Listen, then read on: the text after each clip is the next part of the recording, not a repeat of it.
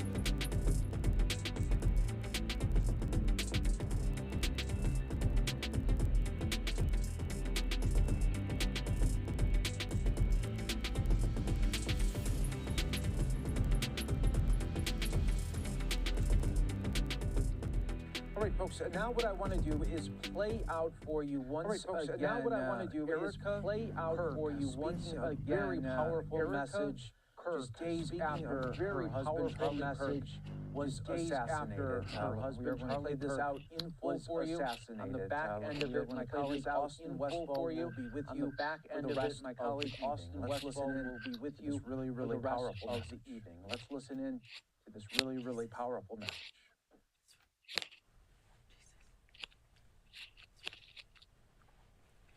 Good evening. My name is Erica Kirk. Good evening. Charlie Kirk is my husband. My name is Erica Kirk. Charlie Kirk is my husband. I first want to thank the local, state, and federal law enforcement who worked tirelessly to capture my husband's assassin, so that he can be brought to justice. I want to thank the first responders who struggled heroically. I want to thank the first responders who struggled heroically to save Charles's life. To save, and the police who acted bravely to make sure that there were no other victims on that terrible afternoon. To make sure that there were no other victims on that terrible afternoon. I want to thank the officers who have protected our Turning Point USA family these past 2 days. Our Turning Point USA family. And I want to thank the Turning Point USA board. And I want to thank the Turning Point USA board and my husband's chief of staff, Strife, the amazing, and my husband's chief of staff. For all their work in these terrible days, for all their work, stability in these terrible days, family, and for the wider Turning Point USA family, for our family, and for the wider Turning Point USA family. My heart is with every one of my husband's employees who lost a friend. My heart is with every one of my husband's employees who lost a friend. I want to thank the staffers of this.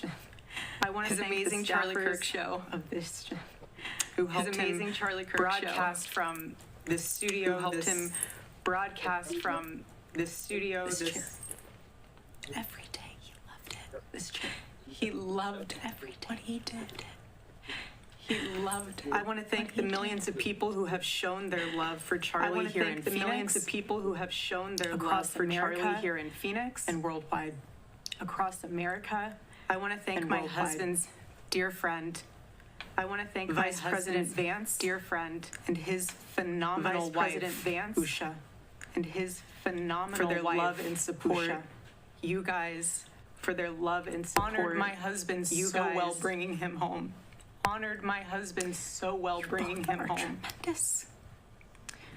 You both are. I want to thank President Trump and his incredible family. I want to thank President Trump and his incredible family, Mr. President. Mr. President, my husband loved you. My husband loved you.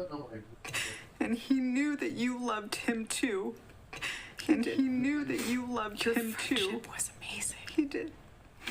Your friendship was amazing. You supported him so well, as did he for you. You supported him so well, as did he for you. 2 days ago, my husband, Charlie, went to see the face of his Savior. Charlie went to see the face of his Savior.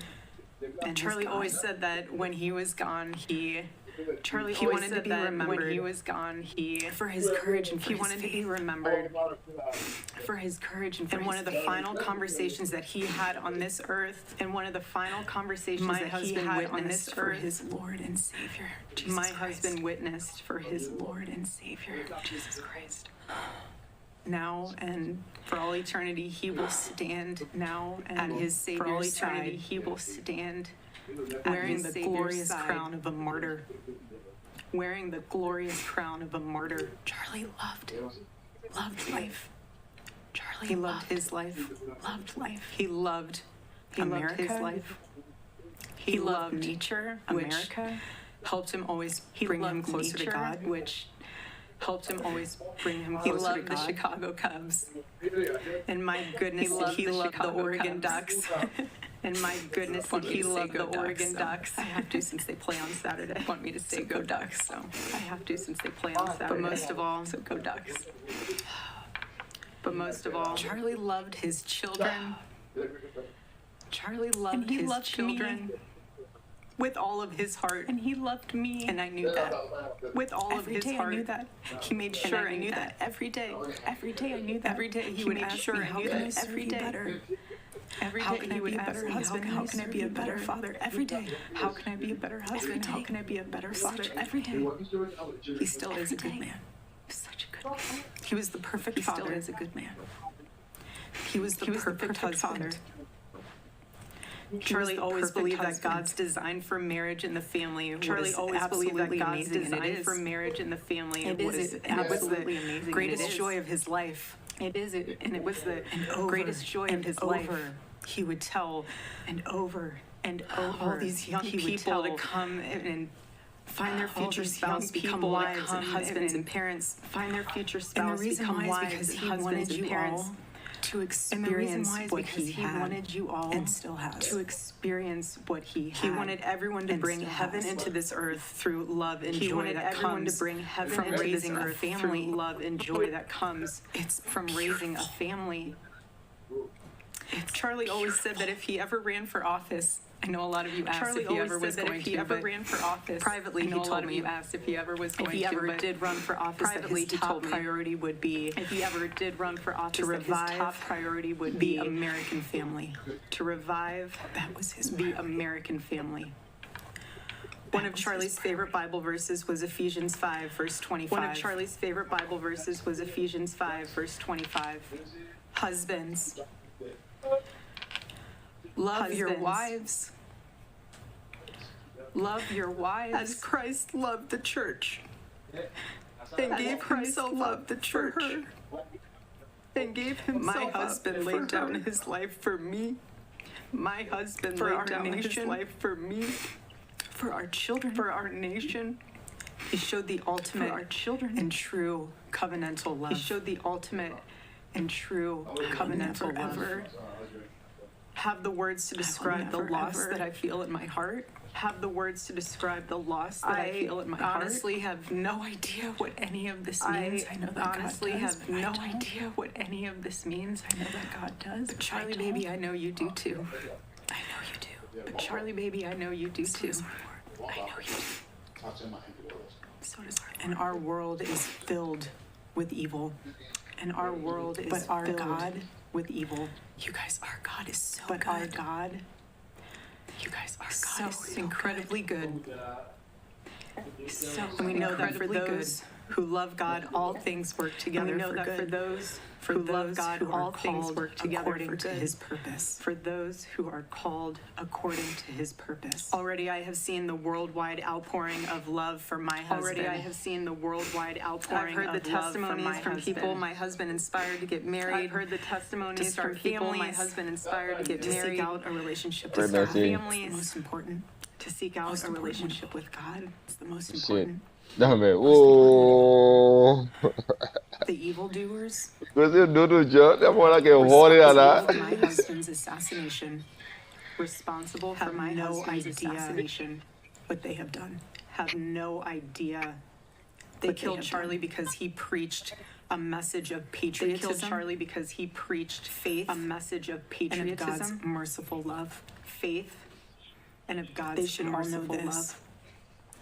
If you thought, they should all know this, that my husband's mission, if you thought was powerful before, that my husband's mission was powerful before, you have no idea. You have no idea what you just have unleashed across this entire country. In this world, you have no idea. You have no idea the fire that you have ignited within this wife. The cries of this widow echo around the world like a battle cry.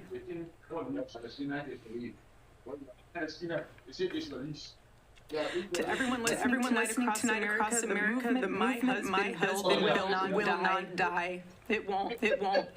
I refuse to let that happen. It will not die. All of us will refuse to let that happen. No one will ever forget my name and I will make sure of it. It will be stronger. Bolder, louder, and greater than ever. My husband's mission will not end, even for a moment. And one of Charlie's greatest talents was his ability, this phenomenal ability to choose great people to follow him. He could always find the ones who could handle any setback. And it's almost like he knew. He could see it in you. Even when you couldn't see it in yourself, he just knew. He knew you could handle it. You thought you only had 5 years. He knew. He could see it. Even when you couldn't see it yourself, he just knew you could handle it. You thought you only had 5 years. He knew. He just see it. Even when you couldn't see it yourself, he just knew you could handle it. You thought you only had 5 years. So I want to tell you that we'll never surrender. We never will. Ever.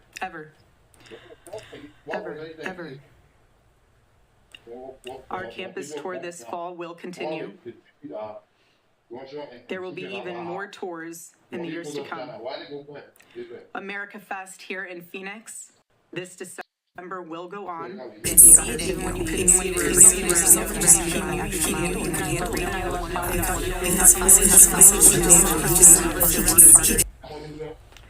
will go on. So I want to tell you that. And in a world filled with chaos, doubt, and uncertainty, my husband's voice will remain. And it will ring out louder and more clearly than ever. Our campus tour this fall will continue. His wisdom will endure. There will be even more tours. My favorite too. America Fest here in Phoenix. Word in the English language. December will go on. Even when you couldn't see yourself,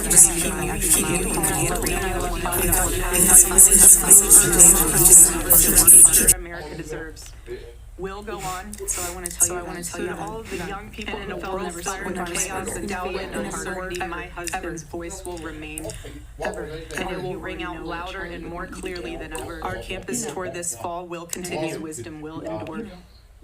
There will be even more tours. My favorite college. America Fest here in Phoenix in the English language. December will go on. Even when you couldn't see yourself,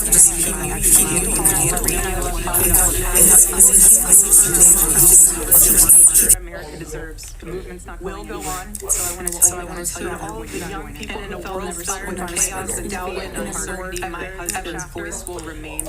And it will ring out louder and more clearly than ever. Our campus tour this fall will continue. His wisdom will end in this room. There will be even more tours. My favorite college. America Fest here in Phoenix in the English language. December will go on. When you can see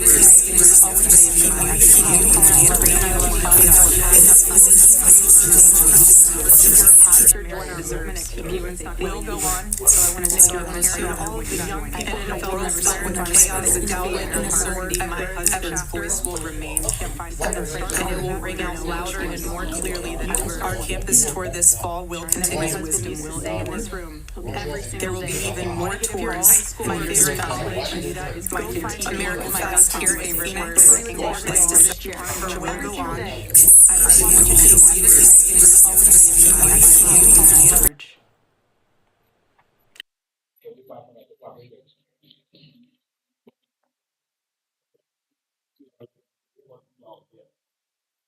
unstoppable. Charlie loved his Savior with all of his heart, and he wanted every one of you to know him too. He wanted everyone to know that if they confess the Lord Jesus Christ who rose from the dead, then they will be saved. Hear me when I say this, nobody is ever too young to know the gospel. Nobody. Nobody is ever too young to get involved with saving this beautiful country. This country my husband loved and still loves. Charlie loved his. And nobody is ever too old either to know him too. There's no age limit. He wanted everyone to know that if they confess, I know my husband is still here. He's watching over us. I don't remember the last time I slept. I couldn't sleep last night. And Charlie, baby. Charlie, I promise I will never let your legacy die, baby. I won't. I promise I'll make Turning Point USA the biggest thing that this nation has ever seen. I promise. Charlie, I love you. I love you, baby. Rest in the arms of our Lord as he blankets you with the words I know your heart always strived to hear. Well done, my good and faithful servant. When I got home last night, Gigi, our daughter, just ran into my arms. And I talked to her and she said, Mommy, I missed you. I said, I miss you too, baby. She goes, where's Daddy? What do you tell a 3-year-old? She's 3. I said, baby, Daddy loves you so much. Don't you worry. He's on a work trip with Jesus, so he can afford your blueberry budget. And my goodness, am I so humbled to witness, Charlie, you alongside Jesus right now, doing what you always want to do, baby. Making heaven crowded, right? That's what it's all about. Making heaven crowded. I can't wait to see you again one day. Thank you all again who love my husband, who supported him, who wrote him an email every single day during his radio show. He read all of them. All of them.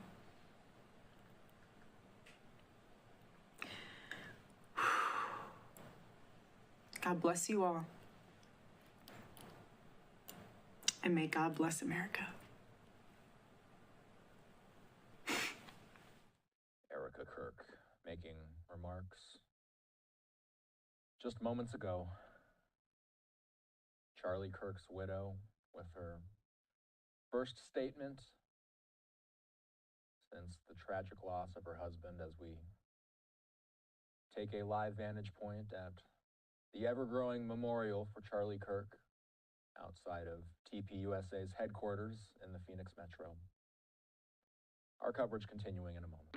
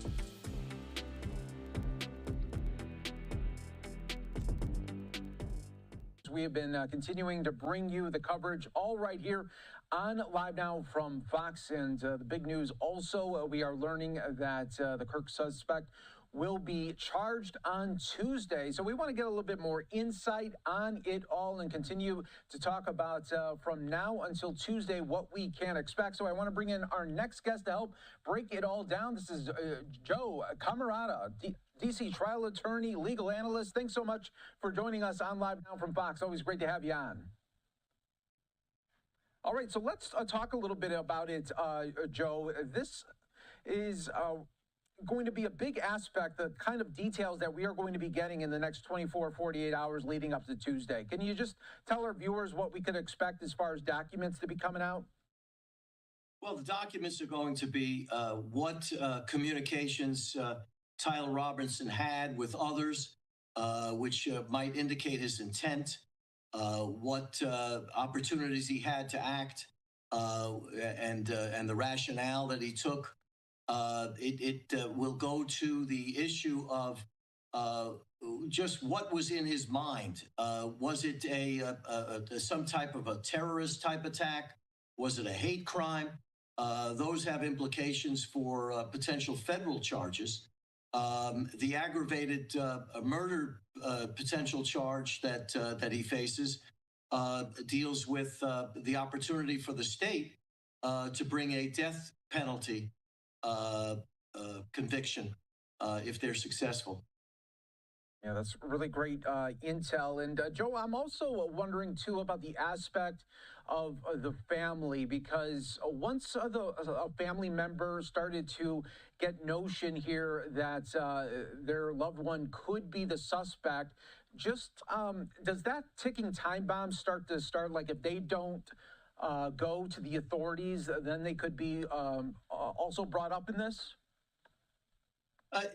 Potentially. If they are after the fact involved in hiding or protecting their son, their loved one, then they could be charged with clearly obstruction of justice and potentially other charges if they're trying to impede the state law enforcement from determining who the wrongdoer was. Yeah, and Joe, we're also taking a live look right now. I just want to show our viewers just more activity outside of the home, the family home here, FBI agents, and no doubt they'll be continuing there throughout the weekend. And just what is that like for the family aspect? Obviously, everything right now is turned upside down in this family's life. But I mean, how long could the FBI agents really be at this home and continuing to go through the stuff? Well, they have a warrant to do the search, and they're going to be there as long as they need to gather the evidence that they need to find that they were permitted to look for by way of the warrant. So if it's they're going to go room by room, drawer by drawer, closet by closet, until they feel that they've satisfied themselves and obtained whatever information, documents, materials that were in that house. So it's going to be an exhausting process, not only for the agents involved, but also for the family. And it's yes, it's turned the family's world upside down. If we're focusing on Tyler Robinson's family, and that's not to diminish clearly what Charlie Kirk's family, the hell that they're going through. Yeah, no doubt about that.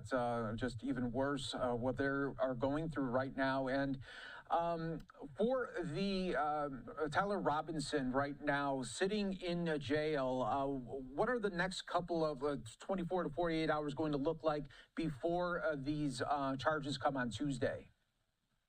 Well, he's going to sit there and he's going to rot a little bit, and then he'll see the light of day when it comes time for arraignment. They'll identify what charges will be they'll be pursuing, and then the state will have 60 days from the date of the arraignment. If in fact he's being arraigned on aggravated murder, they'll have 60 days to file a notice of intent to pursue a death penalty.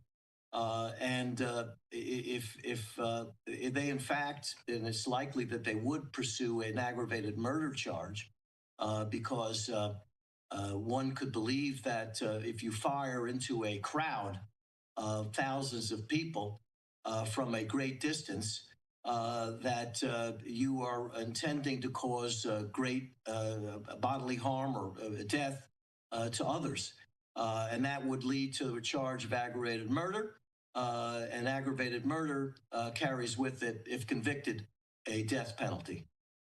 And Joe, what would the aspect even be for a possible defense here for Tyler, and how would that even go about? Well, they have to number one, link him to the crime. They have to put him at the scene. They have to show that he was in fact the shooter. It seems to be pretty easy to put together.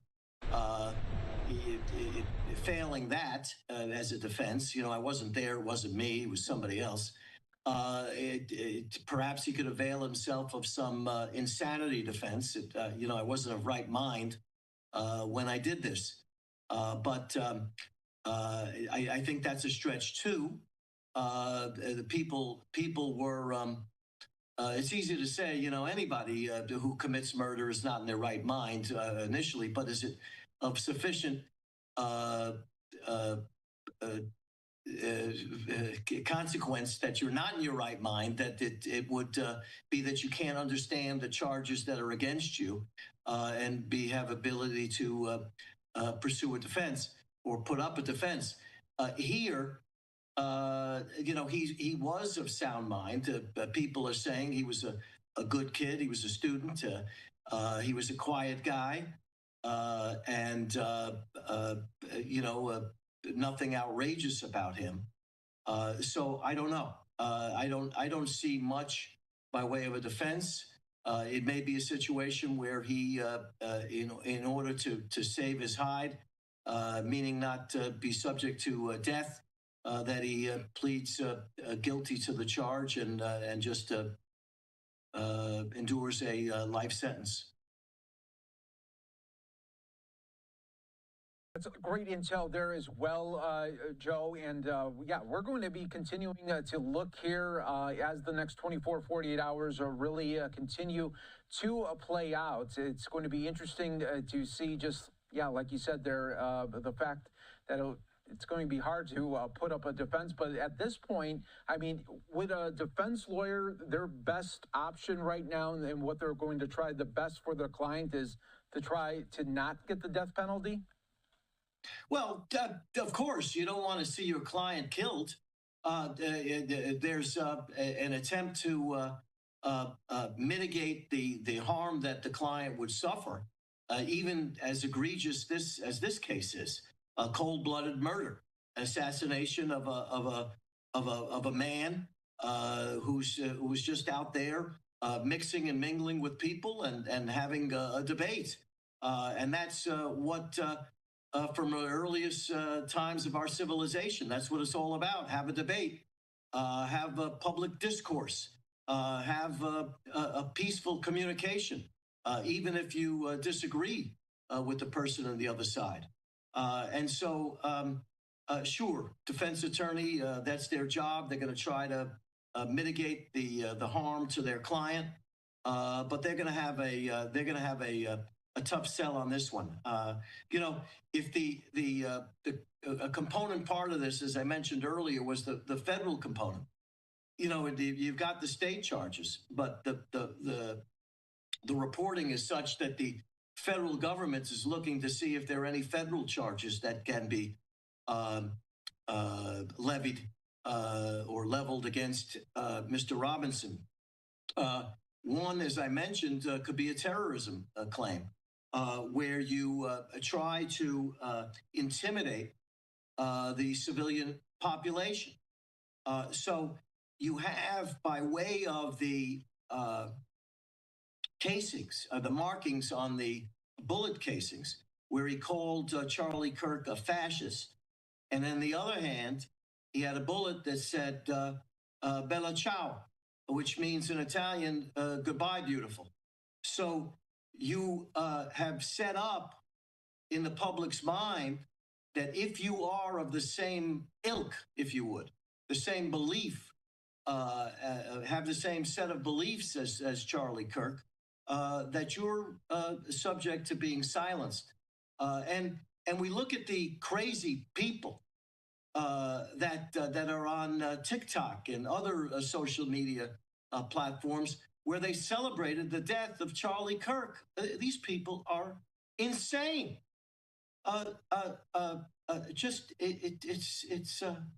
It's incredible that to celebrate the death of another human being, even if you don't like the person, if you don't like what they stand for, you're out in the street celebrating. What stupidity!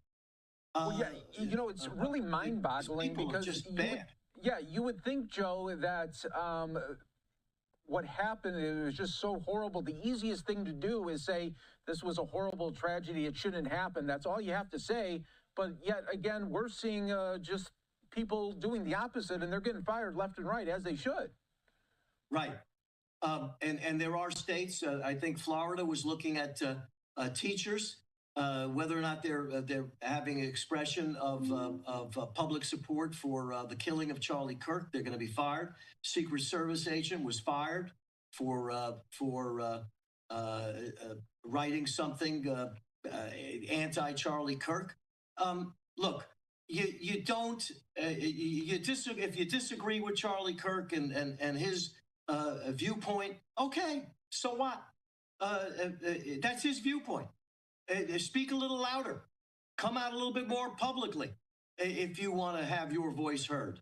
You don't resort to violence because that tears down the whole fabric of our society, of our civilized society. We don't resolve conflict by shooting people on street corners.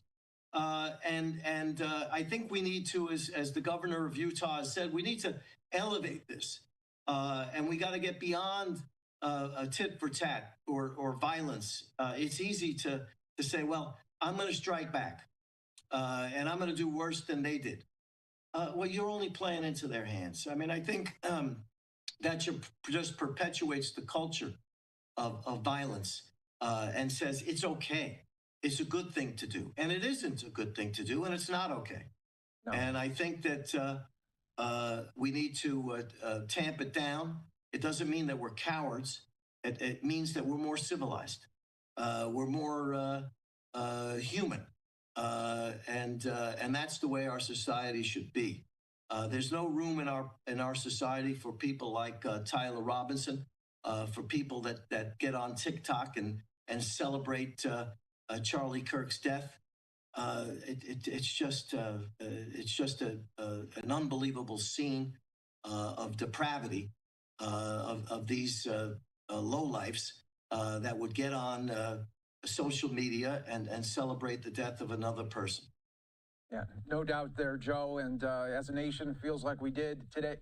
This week, take a couple steps back, but we are going to all try to focus in, just like the Utah governor said. Joseph, thanks so much for joining us on Live Now from Fox. Always great to speak with you, and thanks so much for your insight. Thank you. Glad to be.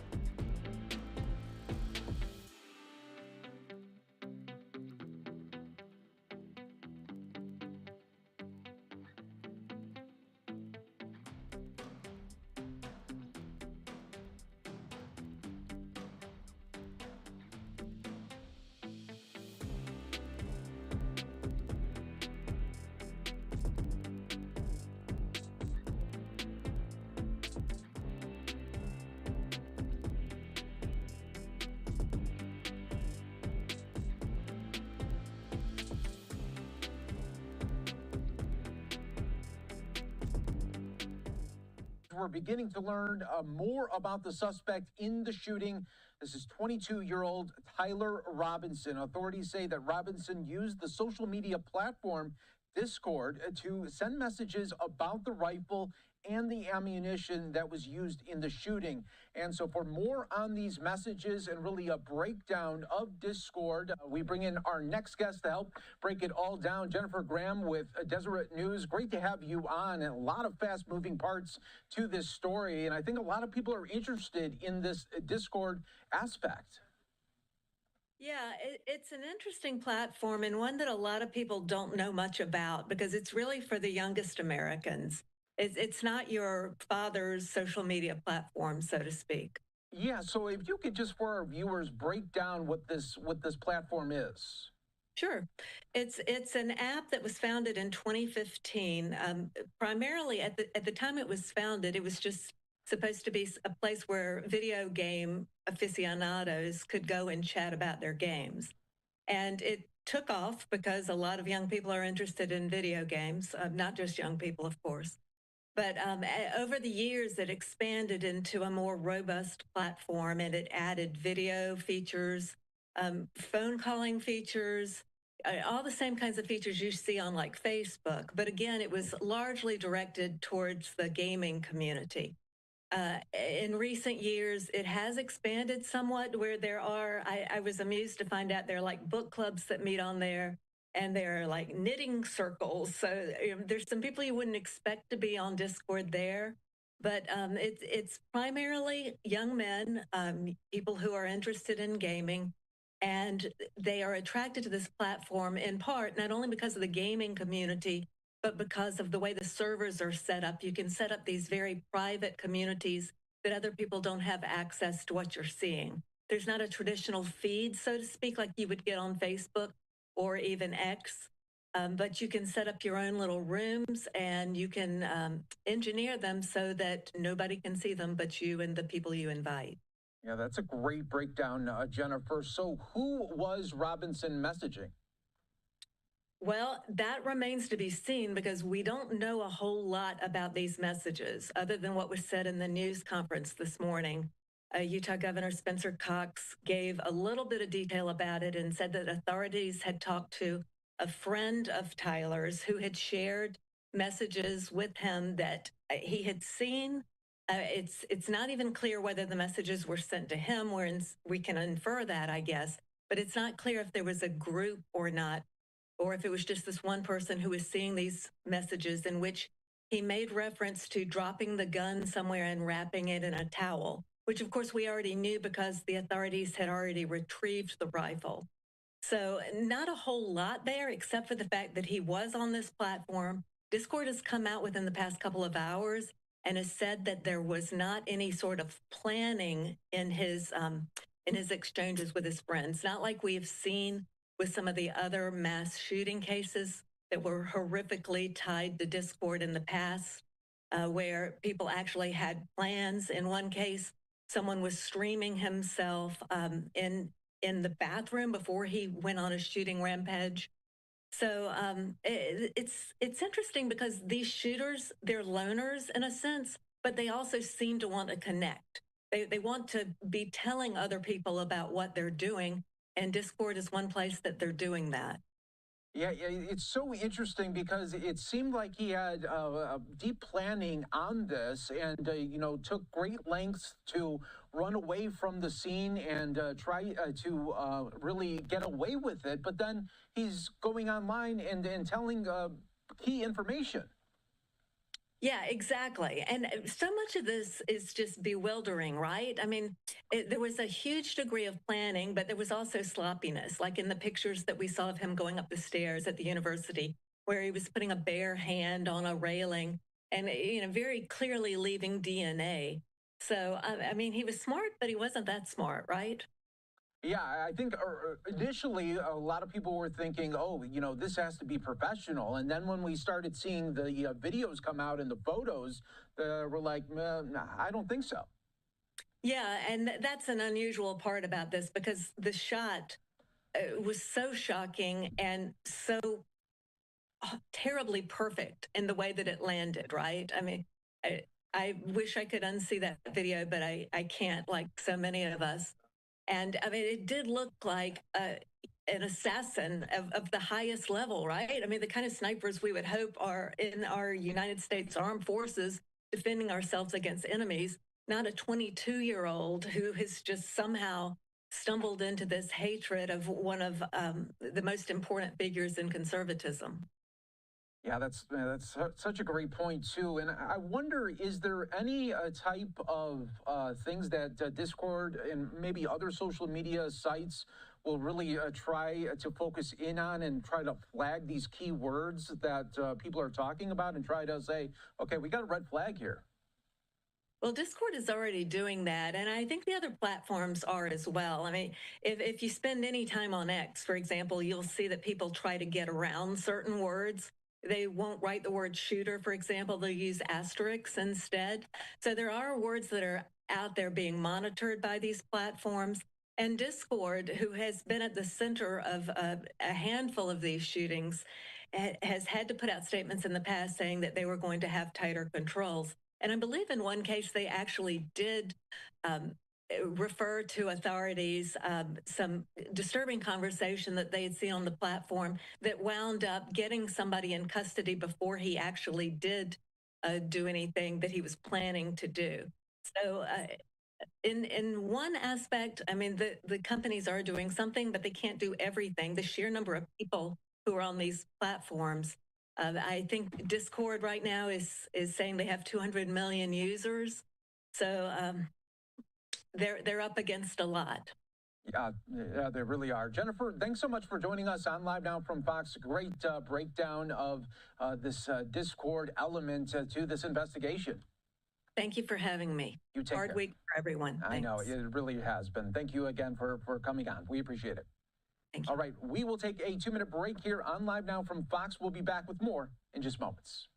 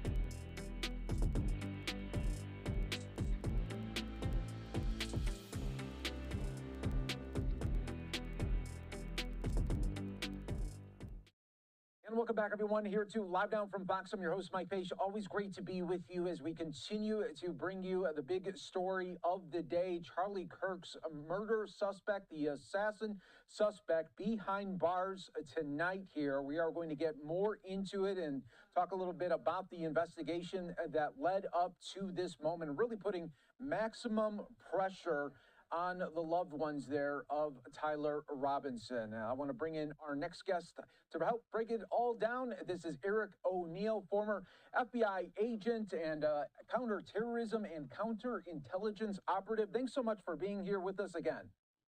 Yeah, thanks for having me on again. So I want to get your take. What did you think of how the timeline played out? Because it was a great timeline of under 33 hours, and we have the suspect now behind bars. Well, yesterday I said they'd get him before the sun went down. I was a little wrong. They caught him by about 10 at night, and of course it took us to the morning to find out. But it was a very well executed operation. It was a large manhunt, and they caught him relatively fast. And part of the reason was he didn't flee the state. He didn't try to get out of Utah. He went to ground, and you tend to catch your fugitive a little faster if they stay near the area. I think a lot of people want to know tonight and maybe get some insight. And if it didn't go this route, if the way he did not come in, how many hours do you think it would have taken? Do you think they were going to be closing in on him anyway? I think eventually, yes, they would have closed in on him. There was no way that he was getting away. Even if he left the state and got to Alaska somehow, the FBI would have caught him. It was just a matter of time. His family absolutely did the right thing. They saved the community a large amount of pain and struggle. And also, the community feels safer with the suspect in custody. Now, he is still a suspect, but the evidence sure does point toward him. Yeah, so true. And talk a little bit about maybe just how the profilers are going to be looking at him. I mean, what goes on from now? I mean, are they continuing to question him if he wants to talk? Well, they are going to try to get him to make a statement. That would mean that he would enter some sort of maybe plea deal, although I don't know that they'd offer one here. Of course, it's best for them, for prosecutors, if he does plead guilty and saves them a lot of time and effort. They're going to try to, one, understand, was he working alone? Is there anyone else? Now, there's no evidence that suggests there's another person, but they're still going to run down those lines of questioning. And they're going to try to determine what the motive was. Why did he choose to do this? What radicalized this young man? And what lessons can we learn? That's what we need to prevent this sort of thing in the future. And what about the aspect, you know, it was interesting when we heard that they feel like at this point in the investigation that there won't be additional arrests. I want to get your take on that because it seemed like there was other people that knew maybe that he could have been the suspect. Well, he would need to have an accomplice, somebody that was part of at least giving him aid or support in carrying out this crime, or someone who helped him plan it, or someone that would be a conspirator, or someone who helped him escape and evade. It doesn't look like his parents knew that he was the shooter. They were probably rather shocked. You can imagine if your child did something like this, you would be devastated. And I think what's important now is why he did it, and that psych profile to determine what went on in his head, what caused the psychotic break, and what radicalized him to do something this extreme. Yeah, and I mean, were you surprised that he didn't try to leave the state or try to go somewhere else? I mean, he tried to act pretty much like if nothing really happened. Well, it was a pretty well orchestrated plan. I mean, he got up on the roof. He wasn't detected. He took the shot. He made the shot. He only had one because that's a bolt action rifle. I think I mentioned that yesterday. He wasn't going to have time to chamber another round and fire twice before Charlie Kirk's close protection took him to safety. And then he had an exfiltration plan. He had a plan to escape, and he did. He evaded law enforcement for a large number of hours for someone who left on foot. But it's clear he didn't plan to leave his family. It's almost like he thought maybe he could get away with it. And that was where he was a little bit naive and made a big mistake. Yeah, I mean, that part is just so interesting. And really, you just tried to get into the head there of him and figure it all out. But I know that's what exactly they'll be trying to do and continue to break it down here with this. But I think, you know, at this point, yes, it does relieve the community that this person is gone. But I think it just still, there's so many questions unanswered still. Yes, there are many questions unanswered. And if you look at the pattern of shootings, it's been young males, you know, one was 19 and in their 20s. that are doing this. So we need to look at what is particular to this age, to this demographic that's leading them to take this extreme action. And here it's almost like taking violence once you have a psychotic break. And in Charlie Kirk's case, it was because of Charlie Kirk's words. At least that's what it seems led to this. And that is never okay. And that's something that I think as a society we need to address.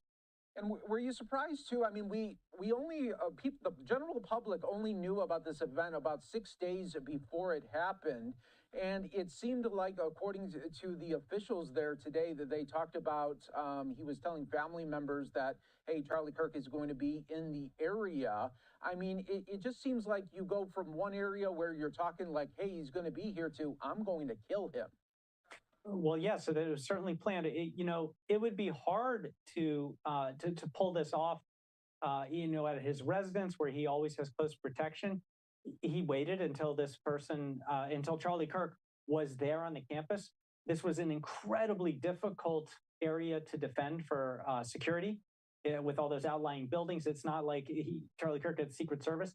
And you know what I think is going to happen in the future? I think we're going to see the end of these on-campus, open campus forums. I think we're going to see we're going to see people like Charlie Kirk who want to go to a campus and have this sort of discussion or debate be inside in an auditorium that's better able to be controlled, or maybe even in a stadium where there are doors in and out, and security can actually check the people going in and making sure no one has a weapon. Yeah, I mean, yeah, because you look at there's so many different ways that a person could be on a roof or a area that you're not checking because it's all open. Exactly. And when when President Trump and then spoke in Butler, Pennsylvania, remember that Secret Service protection, the best of the best, and they didn't effectively secure the entire area, and someone took a shot at him. So that just shows you how difficult these open environments are to protect against a shooter. Yeah, it really, really is. But Eric, thanks so much for joining us on Live Now from Fox. Great details and insight as always. We appreciate it. Thank you for having me on. You take care.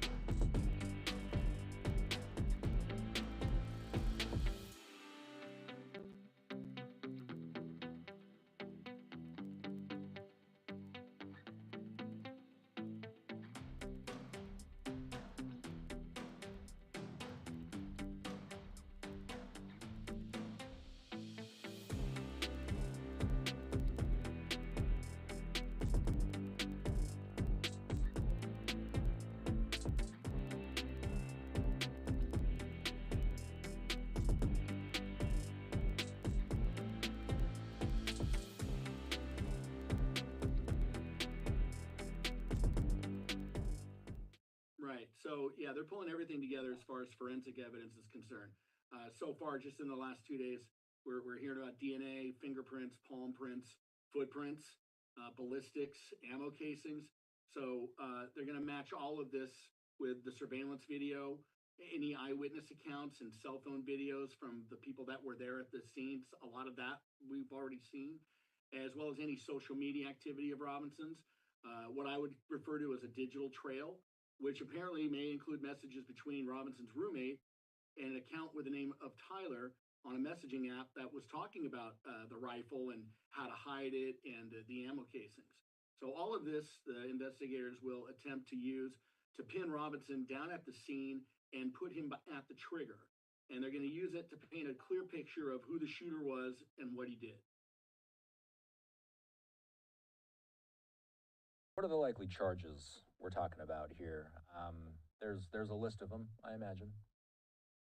Well, right now, he's currently facing charges on the state level of aggravated murder, which in Utah is a capital offense, of felony discharge of a firearm, causing serious bodily injury, and obstruction.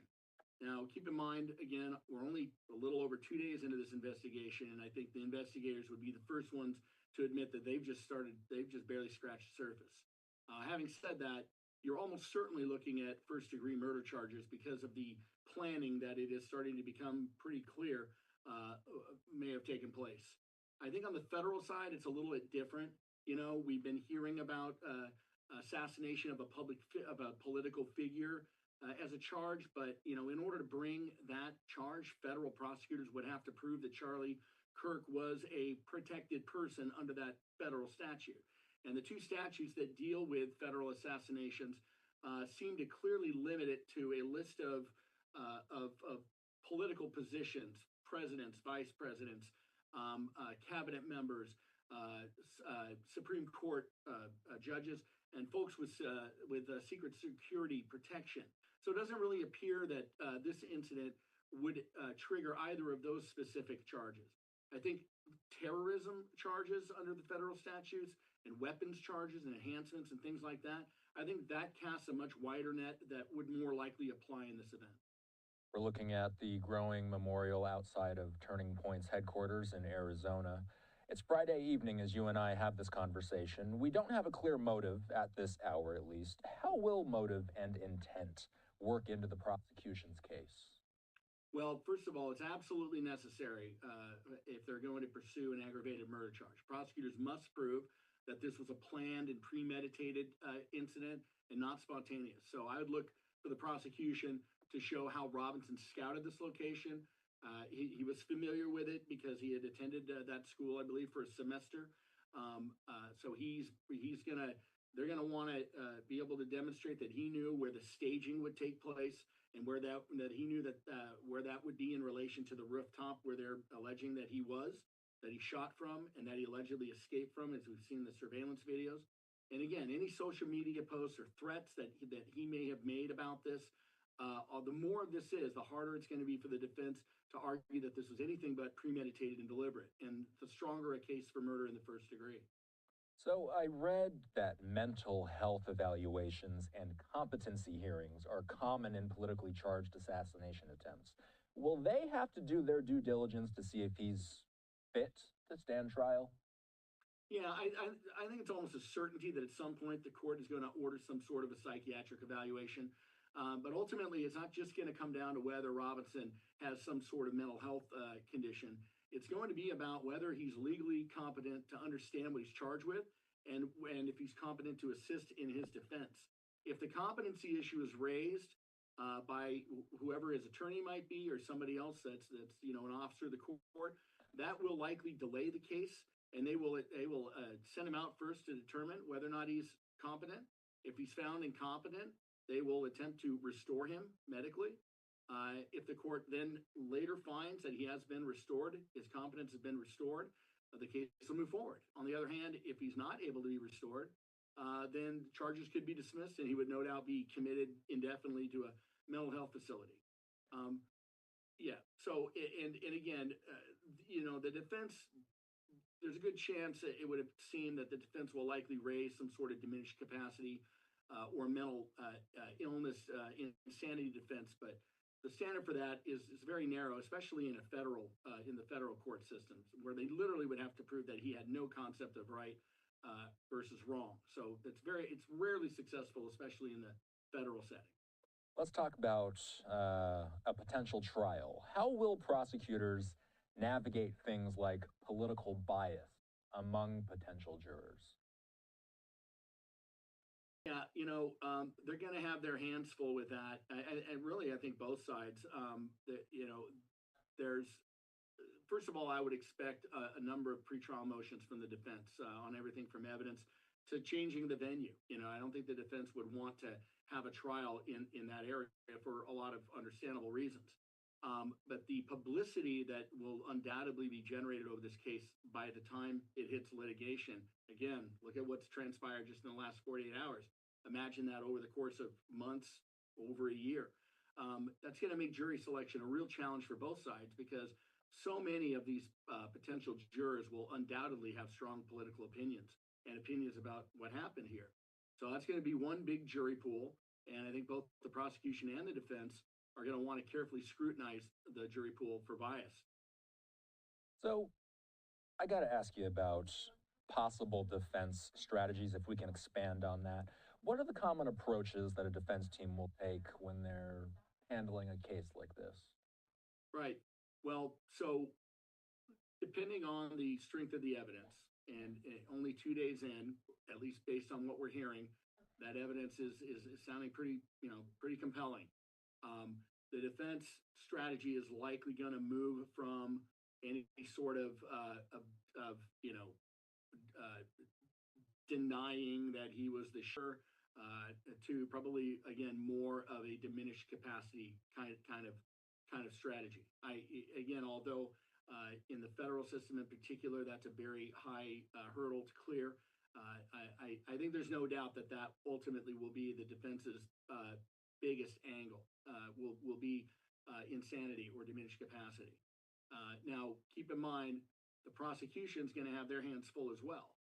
There's every sort of, and again, this is if it goes to trial. It may not, but if it does, there's going to be admissibility challenges from the defense. They're going to do everything they can to limit the evidence.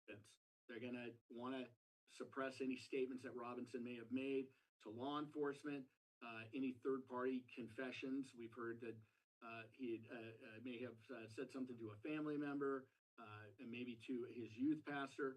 There are obviously going to be attacks on the digital evidence that we've talked about, things about the text messages, whether or not he was responsible for that account, things of that nature. I'm guessing will be the topics of dispute from the defense. So really, it's going to be a big fight over what the jury, in this case, if it goes to trial, ultimately get to see. What's the likelihood it goes to trial? I'm sorry? What is the likelihood that it goes to trial? Yeah, hard to say at this point. I can kind of reflect on other cases. We know that there's a kind of a high-profile trial going on right now in the attempted assassination of the president. I think a lot of that's going to come down to, again, the strength of some of these arguments as far as competency is concerned. If that transpires, the death penalty is very much on the table. So sometimes that could be used as a negotiation tool that will taking that off the table in exchange for a plea. That I could potentially see that. But I also think that there is so much attention and there's going to be so much persuasion put on this that it's going to be very difficult, perhaps for prosecutors there to seek anything but the death penalty, and that I think increases greatly the chances that this will go to trial. Lastly, this case is testing how the justice system will respond to political violence. What are you watching for in that arena? Well, I mean, ultimately, I think this goes way beyond Tyler Robertson. I think this is going to be a big test for how the justice system responds to what appears to be escalating violence and escalating political division at both the state and the federal level. This is going to be an unprecedented test, I think, of courtroom security, of jurors' ability to set their politics and their personal views aside. And the media scrutiny in this case, I think, is going to have this go down so far as the trial of the century, if in fact it does go the distance. So I think there's unprecedented standards and unprecedented things that are going to be established throughout. Dan Garrell is an attorney at Next Law. We appreciate you joining us tonight. Thank you. Okay, so what we're going to do is we're going to hit a quick break. We do have much more coverage, experts, and analysis in store. One question we're going to be asking after this commercial break is, what does cybersecurity, disinformation, all of those types of things, how does that fit into the picture with this Charlie Kirk story? We're going to be talking with a cybersecurity expert when we return.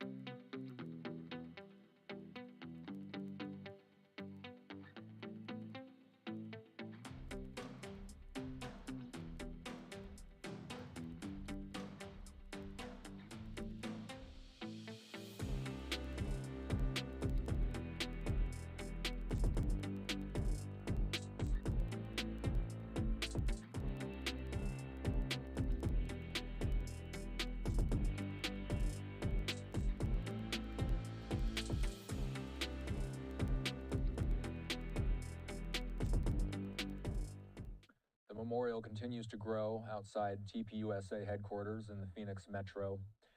In the immediate aftermath of Charlie Kirk being shot, conflicting reports, rumors, and misinformation spread online. False information about whether he had died, who the suspect was, what the potential motive was. All of that were huge topics of discussion, even though there was no concrete information available at the time. Even now, the disinformation campaign continues. Joining us is Glenn Gerstill. He's here, and he served as the general counsel for the NSA under both the Obama and Trump administrations. He's also an expert in cybersecurity and disinformation. As I said, there's been a lot of rumors, misinformation, and we saw lawmakers. We saw other leaders making claims about who might be responsible, the motive, etc. What kind of harm does that do from a safety perspective and a political climate perspective as these stories unfold in real time? You know, this is all a very tragic set of circumstances, so it's hard to see a lot of clarity right now. But at times like these, there's an understandable desire to get as much information as possible, to seek the truth. It's why conspiracy theories spread. People start posing ideas about the latest tragedy, whether it's this particular shooting or a school shooting or a synagogue burning or whatever. It's sort of an understandable human reaction, and unfortunately, social media helps propel that. It makes it move at light speed. And so I think one of the things we need to do as a nation is to think more deeply about the role social media plays in spreading disinformation, particularly when it's pushed by foreign sources who help augment and enhance our divisions already. And see whether we're doing the right thing in this area, because there's so much misinformation and disinformation that erodes the belief of the average citizen in the efficacy of government, in the independence of our judiciary, in just the simple ability of our government to solve our nation's problems. And when that starts to happen, and a certain percentage of people believe that government isn't the solution, well, that starts to be the end of our experiment in democracy. You know, technology and social media advancements are causing these types of posts to reach millions of people really, really quickly. And people also use AI chatbots to quickly gain clarity during breaking news. What steps, in your opinion, need to be taken to get us to a better place? A place where reliable, responsible information is easily and quickly accessible. You know, there's this sense of fatalism that because of the First Amendment, which makes it clear that we don't want government to be underscoring, to impede in any way of any of our free speech discourse. There's just this sense of fatalism that maybe there's really nothing to do that we can do about it. It's just to throw up our hands and say, this is just the price of being online. But that's incorrect. The First Amendment isn't completely absolute. We want to be very careful about how we approach that, absolutely, whether it's for liberal or conservative causes. But there are other steps we can take, ranging from increasing digital literacy to perhaps looking at whether online platforms should be liable for some of their content. Right now, they're not because of the Communications Decency Act. We can encourage industry to do more to self-police and self-regulate. There are some steps that technology can take, including with artificial intelligence, to help us fight back disinformation. So, as with any complex problem, there's no one solution, but a whole bunch of solutions. Bit by bit, we can chip away at this problem. If we applied the same level of ingenuity to addressing the pernicious aspects of social media as we have to creating their wonderful benefits in the first place, I'm confident we can make inroads here.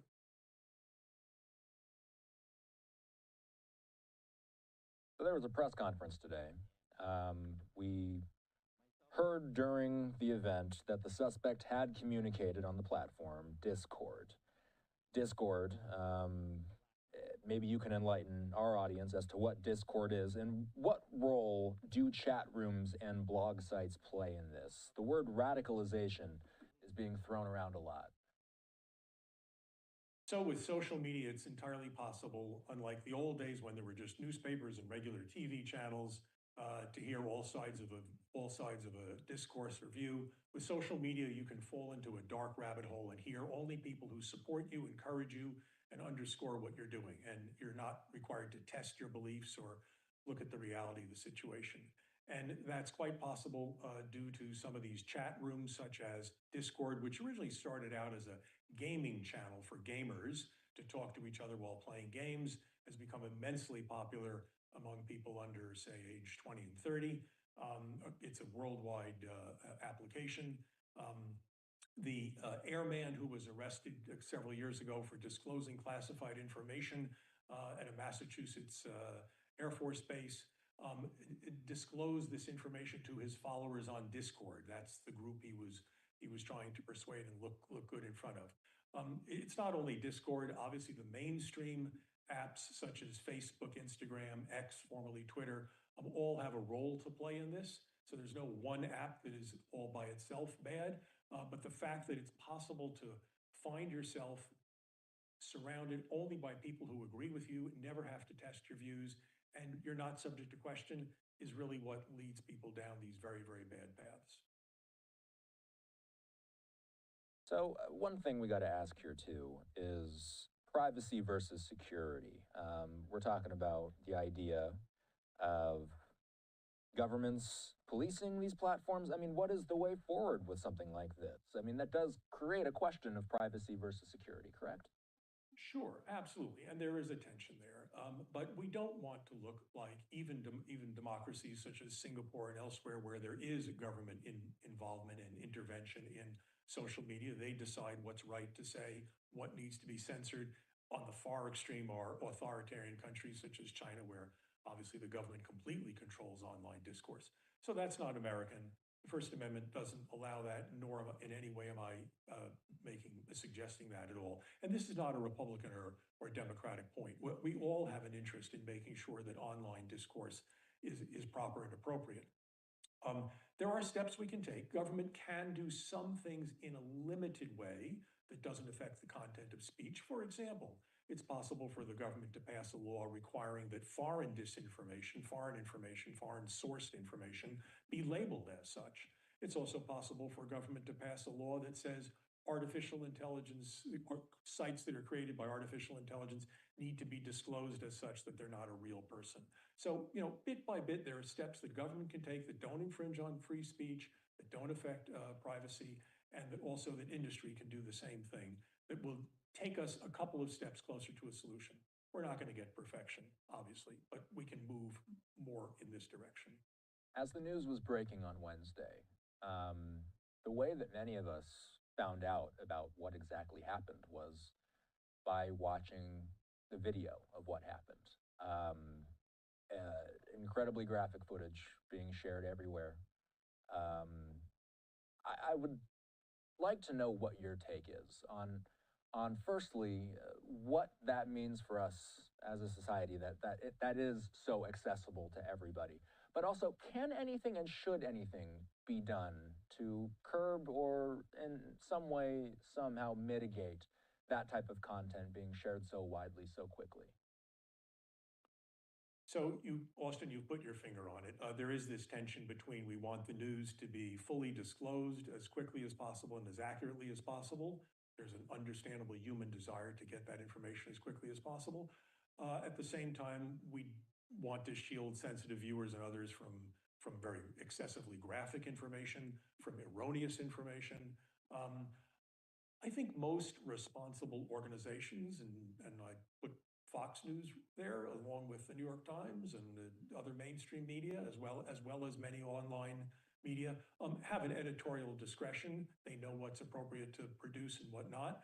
That's not going to completely solve the problem, but some level of industry regulation, some sensitivity in this area is important.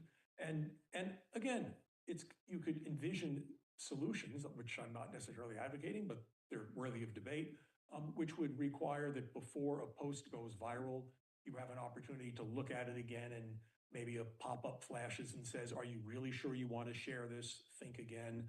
Things like that could be done. No one of these is going to solve the problem, but there are technical solutions that we could embrace technology to help us solve this problem.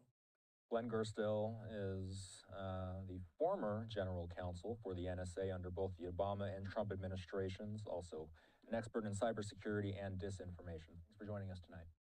Thank you. Okay, we're going to hit a quick commercial break. We're continuing to watch these live images of the memorial that's building outside of Turning Point's headquarters in the Phoenix Metro. We are going to take a 2-minute break. On the other side of that, Fox News multimedia reporter Kaylee Schuyler going to be joining me from the ground in Utah with the latest from the scene of the shooting.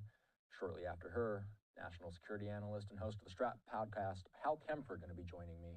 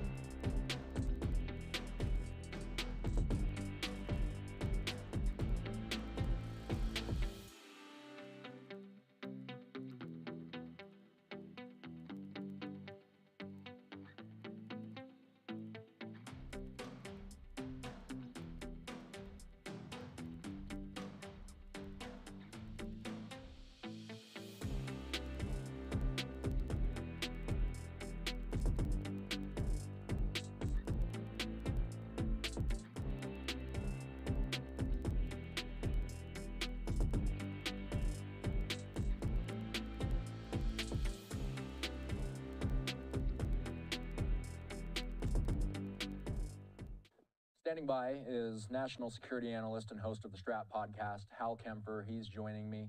Hal, you and I were talking offline about this. I'm going to ask you the same question I asked you on the phone earlier. What's the most significant thing that we've learned today? Well, I think the most significant thing, obviously the most significant thing we learned today is who it was. I mean, we caught him, so that was good. But the other thing was, and it starts to seep out, is I think it's significant that a family friend and his family, when they realized what was going on, turned him in. But again, you start to see, we often say before these violent extremists are acting out in the real world, they're venting like crazy in the virtual world. We're starting to see connections to the gaming world, particularly the violent gaming world.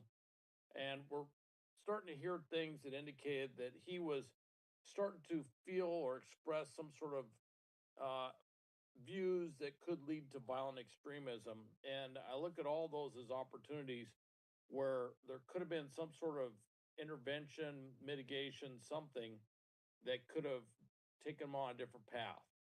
It's always regrettable in all these situations, whether they're assassins or terrorists, that when we go back, particularly the lone wolves, so we go back and we see all these opportunities missed, where if somebody had stepped in, if public health, mental health, somebody had stepped in, they could have taken them on a different path. And since I work with folks that do that, who have gone in there when they see people going down this route, and they do veer them into a nonviolent direction, I look at this and see it as just an incredible opportunity lost, and of course with tragic results. We learned today that there's a lone wolf piece to this, Hal. What comes to mind now that we have confirmation that this is a lone wolf operation? Well, as far as we know, it's a lone wolf operation. I don't want to get ahead of the FBI. They're doing the full investigation. And, there's been a number of cases where we thought it was a lone wolf. You may remember there was a bombing that took place recently in Palm Springs that was at a reproductive medical clinic. And eventually, after they did the investigation, they actually indicted somebody because they found that person was connected to the bomber. And it may be the situation here that we find somebody was connected to him, maybe talking to him. For all we know, may have been spurring him on. Who knows? But they may find a connection, and we may see some follow-on indictments. But by definition, a lone wolf is an individual that does this.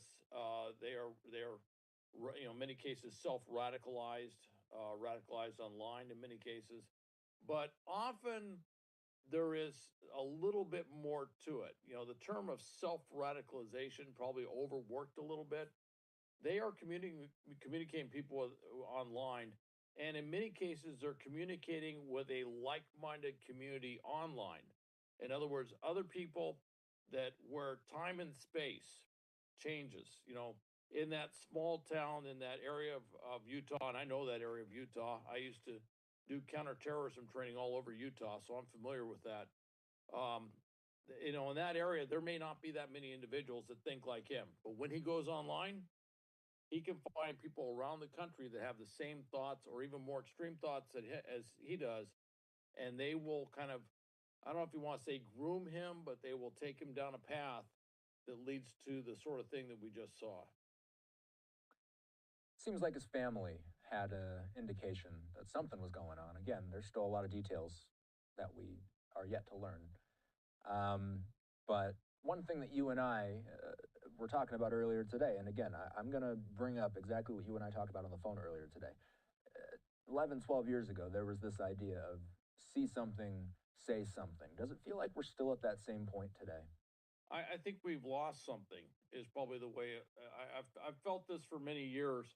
If you go the first decade, the first dozen years after 9/11, the whole see something, say something mantra, we use that term, but I don't think it has as much importance. We say it, but I look at across the board, individuals, particularly when they're close to the person, whether it's a family friend, a family member, someone who knows somebody, it's tougher for them, even if they see it, even if they know it, to admit, hey, something is very potentially dangerous going on here.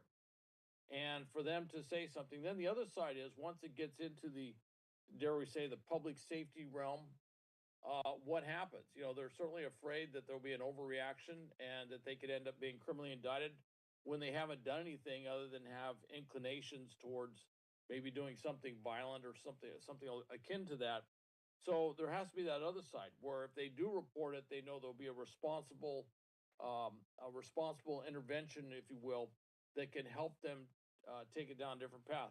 Not every jurisdiction is capable of doing that. That takes a lot of resources. Some of the larger cities do have teams that can go in there and work with them. A lot of times they're joint mental health and law enforcement teams that can go in there and stop them from going on. But I've seen just too many of these terrorist attacks over the years where you look back and you can just say, we could have stopped them there, we could have stopped them there, we could have stopped them there.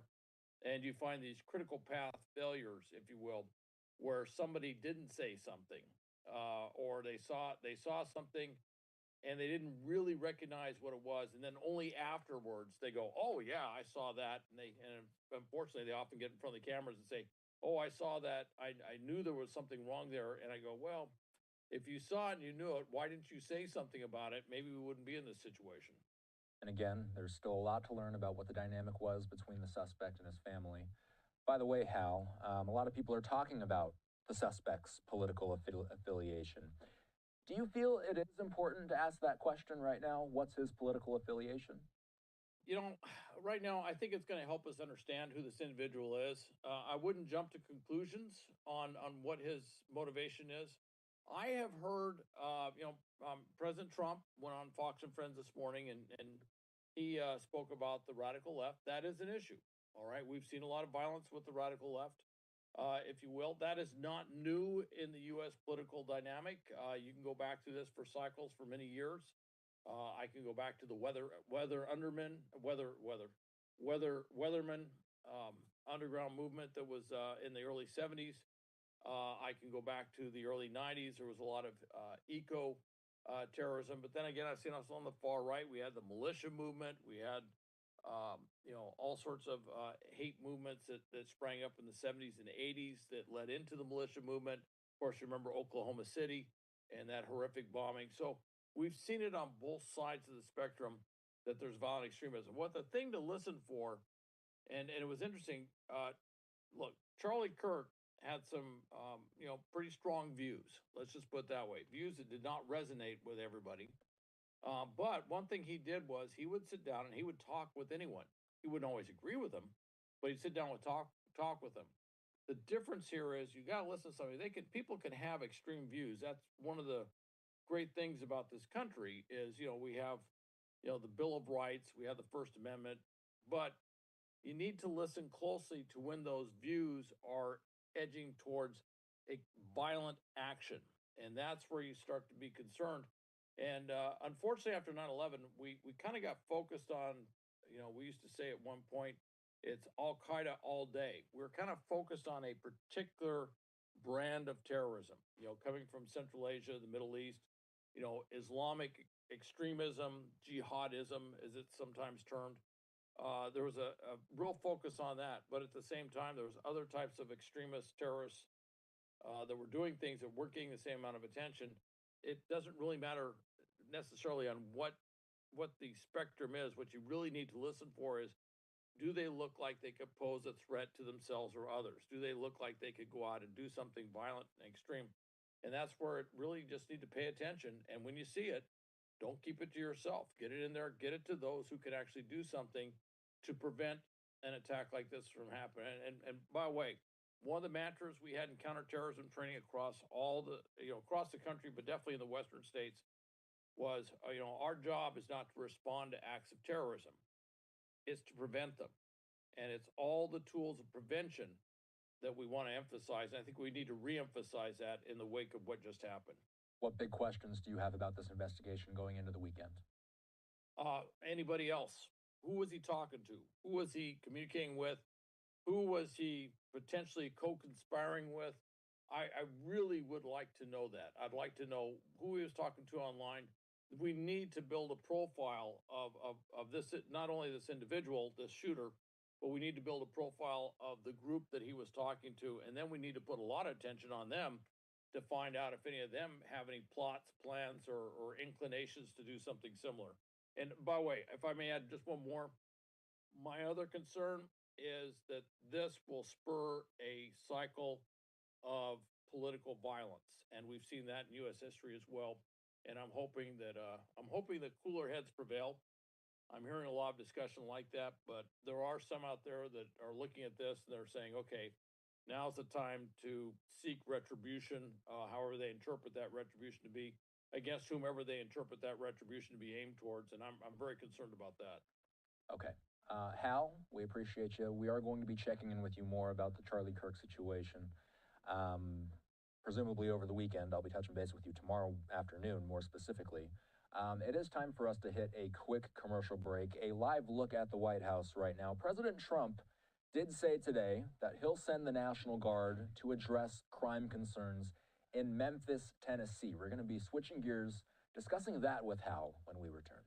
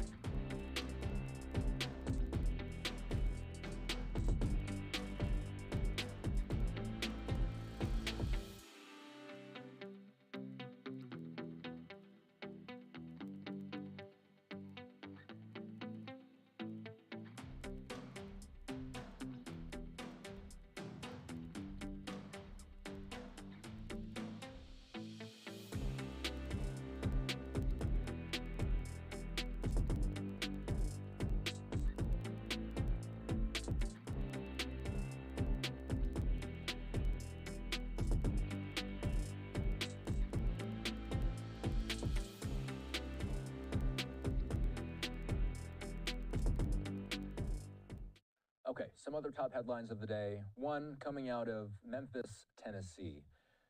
President Trump adding Memphis to the list of cities that he's discussed the possibility of sending National Guard troops to. Fox's Caroline Shively with more. President Trump announced Friday he's sending National Guard troops to Memphis to fight crime. We're going to fix that just like we did Washington. Unlike Chicago, long rumored to be the next deployment location, Trump says Tennessee officials support the move. The mayor is happy. He's a Democrat mayor. Ahead of the announcement, Memphis Mayor Paul Young said he'd work to ensure any state and federal help would build on the city's progress. But on Friday, Shelby County Mayor Lee Harris said he's exploring whether the county can legally block troops from coming to the city. Military personnel in American cities do represent an occupation, and the biggest fear is we lose our democracy. This week, the Memphis police reported overall crime is at a 25-year low and murder at a 6-year low. But that's coming off a year ranking Memphis as the most dangerous city in the U.S., according to 2024 FBI crime statistics, when the city's crime rate was almost 344% higher than the national average. It is the elected officials that have supported soft on crime, leftist policies, defund the police. They're the ones that are saying, oh, no, no, no, there's no crime here. And of course, you talk with any citizen and they'll tell you differently. The president has also mentioned New Orleans and Baltimore as cities where he may send troops next. In Washington, Caroline Shively, Fox News. All right, retired Marine intelligence officer, national security analyst, and host of the Strat podcast, Hal Kempfer, still here with me. Hal, several Memphis leaders said that they welcome federal help, but they don't think that it needs to involve the military. What can the military do or add that local law enforcement perhaps can't?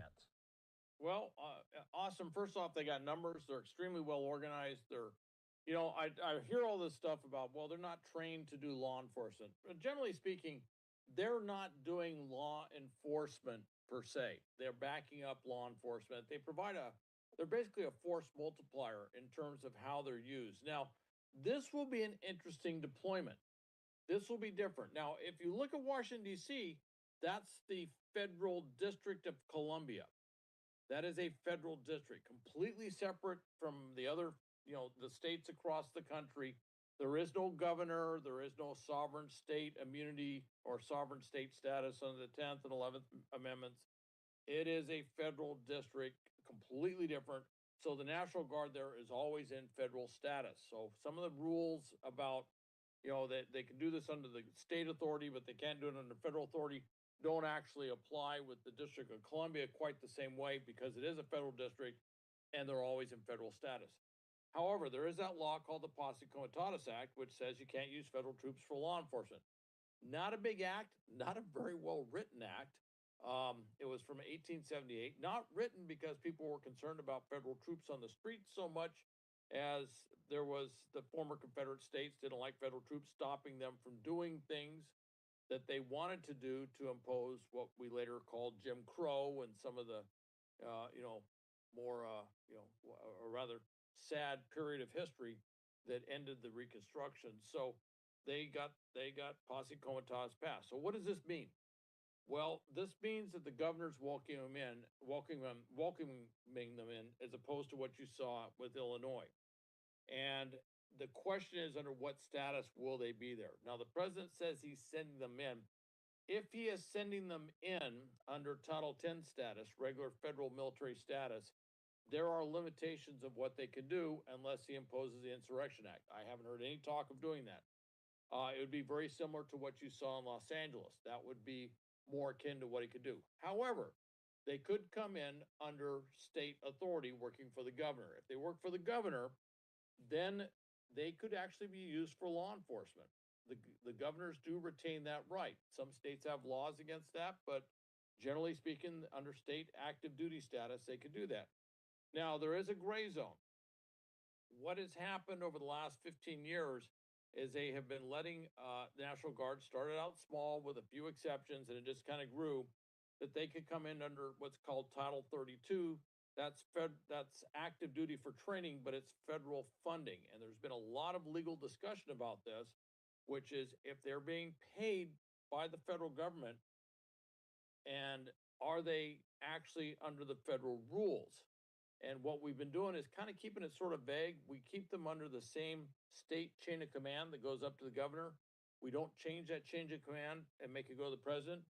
But if they did, that could be where the president could authorize funding to send them in, but they would be under the governor's status, in which case they would be paid with federal money, but they would be doing things that they can only do in a state status. And I'm absolutely sure that whatever happens, somebody's going to challenge that. And it might bring that question all the way up to the Supreme Court and finally get resolution on that issue. A live look at Memphis, Tennessee on this Friday evening. Hal, since we're talking about the idea of troops in American cities, I always have to ask you this question when we talk about this subject. Has the effort in D.C., for example, the troop deployment there, has it had the intended effect? It seems to have had an effect. Now, the question is cost effective. There's another law called the U.S. Economy Act. Is it an economical way to do it? Bringing in military units is usually the most expensive option out there. It's one of the reasons you saw the demobilization of the Guard troops in California. You can't keep them on forever because they're very expensive. In D.C., they have had a dramatic drop-off of certainly homicides, which is really unprecedented. A lot of violent crime, and crime in general has had a significant drop-off too. And the question is it the troops that are stopping the crime, or is it the presence of the troops that are deterring the criminals and certainly gang members and others from doing violent acts? And I would say it's probably a bit of both, but certainly when you see federal troops or you see military troops armed patrolling your streets, and you're inclined to do something like a robbery or some other violent act or whatever, you're definitely deterred because you realize that you are seriously outgunned, outmanned, and probably undertrained for whatever can happen and come your way very quickly. So it has had an effect, but there is that question at what cost? And also there is a bigger political question. Do we really want our streets being patrolled by the military? That's something that we see in other countries. Many times countries where there's military coups that happen on occasion, and there is that feeling of uneasiness when you see federal troops deployed in these cities, because that's not the primary purpose of the military. Al Kempfer is a national security analyst, retired Marine intelligence officer, and the host of the Strat podcast. You can listen to Strat anywhere podcasts are available. Hal, as always, good to see you. Talk to you tomorrow.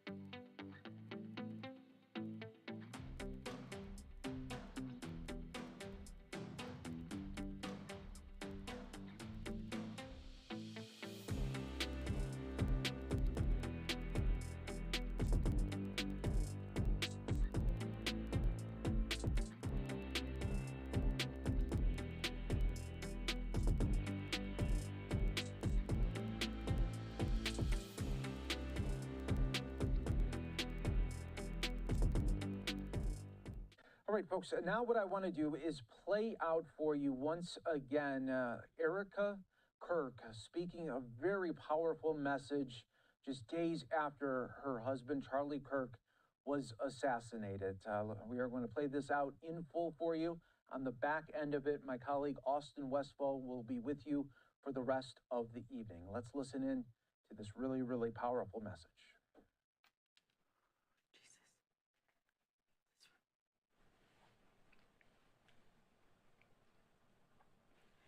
Good evening. My name is Erica Kirk. Charlie Kirk is my husband. I first want to thank the local, state, and federal law enforcement who worked tirelessly to capture my husband's assassin so that he can be brought to justice. I want to thank the first responders who struggled heroically to save Charles's life, and the police who acted bravely to make sure that there were no other victims on that terrible afternoon. I want to thank the officers who have protected our Turning Point USA family these past 2 days. And I want to thank the Turning Point USA board, the COO, Justin Strife, and my husband's chief of staff, the amazing Mikey McCoy, for all their work in these terrible days to be the stability for for our family, and for the wider Turning Point USA family as well. My heart is with every one of my husband's employees who lost a friend and a mentor. I want to thank the staffers of his amazing Charlie Kirk show, who helped him broadcast from this studio, this chair. Every day he loved it. He loved what he did. I want to thank the millions of people who have shown their love for Charlie here in Phoenix, across America, and worldwide. I want to thank my husband's dear friend, Vice President Vance, and his phenomenal wife, Usha, for their love and support. You guys honored my husband so well bringing him home. You both are tremendous. I want to thank President Trump and his incredible family for the same. Mr. President, my husband loved you. And he knew that you loved him too. He did. Your friendship was amazing. You supported him so well, as did he for you. 2 days ago, my husband, Charlie, went to see the face of his Savior and his God. Charlie always said that when he was gone, he wanted to be remembered for his courage and for his faith. And one of the final conversations that he had on this earth, my husband witnessed for his Lord and Savior, Jesus Christ. Now and for all eternity, he will stand at his Savior's side, wearing the glorious crown of a martyr. Charlie loved life. He loved his life. He loved America. He loved nature, which helped him always bring him closer to God. He loved the Chicago Cubs. And my goodness, did he love the Oregon Ducks. He'd want me to say go Ducks, so I have to since they play on Saturday. So go Ducks. But most of all, Charlie loved his children. And he loved me with all of his heart. And I knew that. Every day I knew that. He made sure I knew that every day. Every day he would ask me, how can I serve you better? How can I be a better husband? How can I be a better father? Every day. Every day. He was such a good man. He still is a good man. He was the perfect father. He was the perfect husband. Charlie always believed that God's design for marriage and the family was absolutely amazing, and it is. It is, and it was the greatest joy of his life. And over, he would tell all these young people to come and find their future spouse, become wives and husbands and parents. And the reason why is because he wanted you all to experience what he had and still has. He wanted everyone to bring heaven into this earth through love and joy that comes from raising a family. It's beautiful. Charlie always said that if he ever ran for office, I know a lot of you asked if he ever was going to, but privately he told me if he ever did run for office that his top priority would be to revive the American family. That was his priority. One of Charlie's favorite Bible verses was Ephesians 5, verse 25. Husbands, love your wives as Christ loved the church and gave himself up for her. My husband laid down his life for me, for our nation, for our children. He showed the ultimate and true covenantal love. I will never, ever have the words to describe the loss that I feel in my heart. I honestly have no idea what any of this means. I know that God does, but I don't. But Charlie, baby, I know you do too. I know you do. So does our Lord. And our world is filled with evil. But our God, you guys, our God is so good. He's so incredibly good. And we know that for those who love God, all things work together for good, for those who are called according to his purpose. Already I have seen the worldwide outpouring of love for my husband. I've heard the testimonies from people my husband inspired to get married, to start families, to seek out a relationship with God. It's the most important one of all.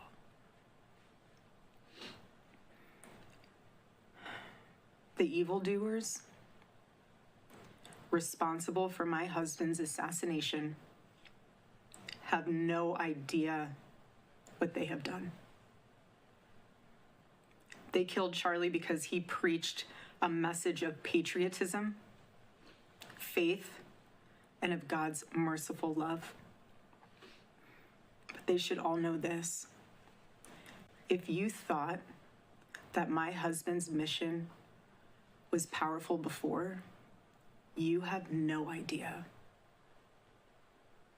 You have no idea what you just have unleashed across this entire country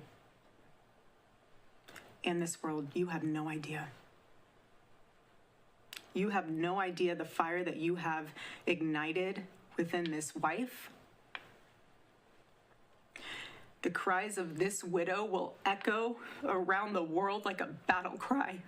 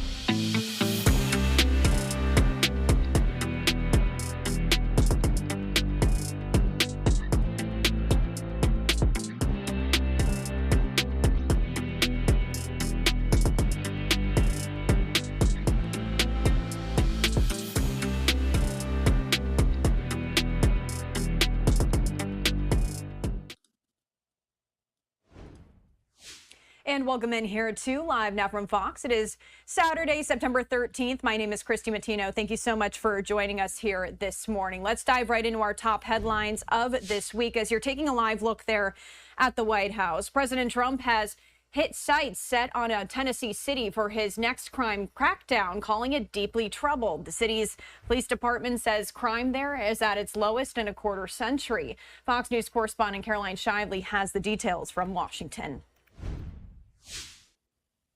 President Trump announced Friday he's sending National Guard troops to Memphis to fight crime. We're going to fix that just like we did Washington. Unlike Chicago, long rumored to be the next deployment location, Trump says Tennessee officials support the move. The mayor is happy. He's a Democrat mayor. Ahead of the announcement, Memphis Mayor Paul Young said he'd work to ensure any state and federal help would build on the city's progress.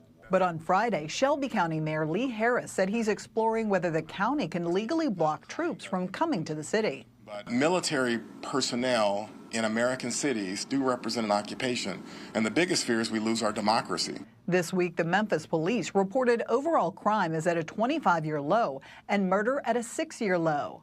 But that's coming off a year ranking Memphis as the most dangerous city in the U.S., according to 2024 FBI crime statistics, when the city's crime rate was almost 344% higher than the national average. It is the elected officials that have supported soft on crime, leftist policies, defund the police. They're the ones that are saying, oh, no, no, no, there's no crime here. And of course, you talk with any citizen and they'll tell you differently. The president has also mentioned New Orleans and Baltimore as cities where he may send troops next. In Washington, Caroline Shively, Fox News. Thank you to Caroline Shively. Let's stay with the Trump administration here. President Trump is issuing a new warning to Russia as it continues to strike Ukraine. It comes as European leaders responded to a drone incursion in Polish territory earlier this week.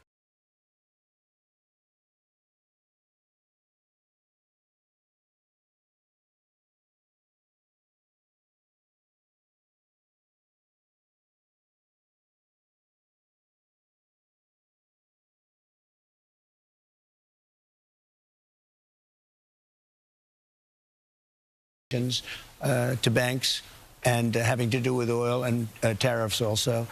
But I've already done it. I put a 50% tariff on India because they're buying oil from Russia. Diplomatic efforts to end the war in Ukraine have largely stalled, despite 3 rounds of peace talks in Istanbul this year. And now the Kremlin says it's pausing negotiations after accusing Europe of interfering with Russia's security. It was not Russia moving towards Europe with its military infrastructure, but Europe, as part of NATO, always moved towards our borders.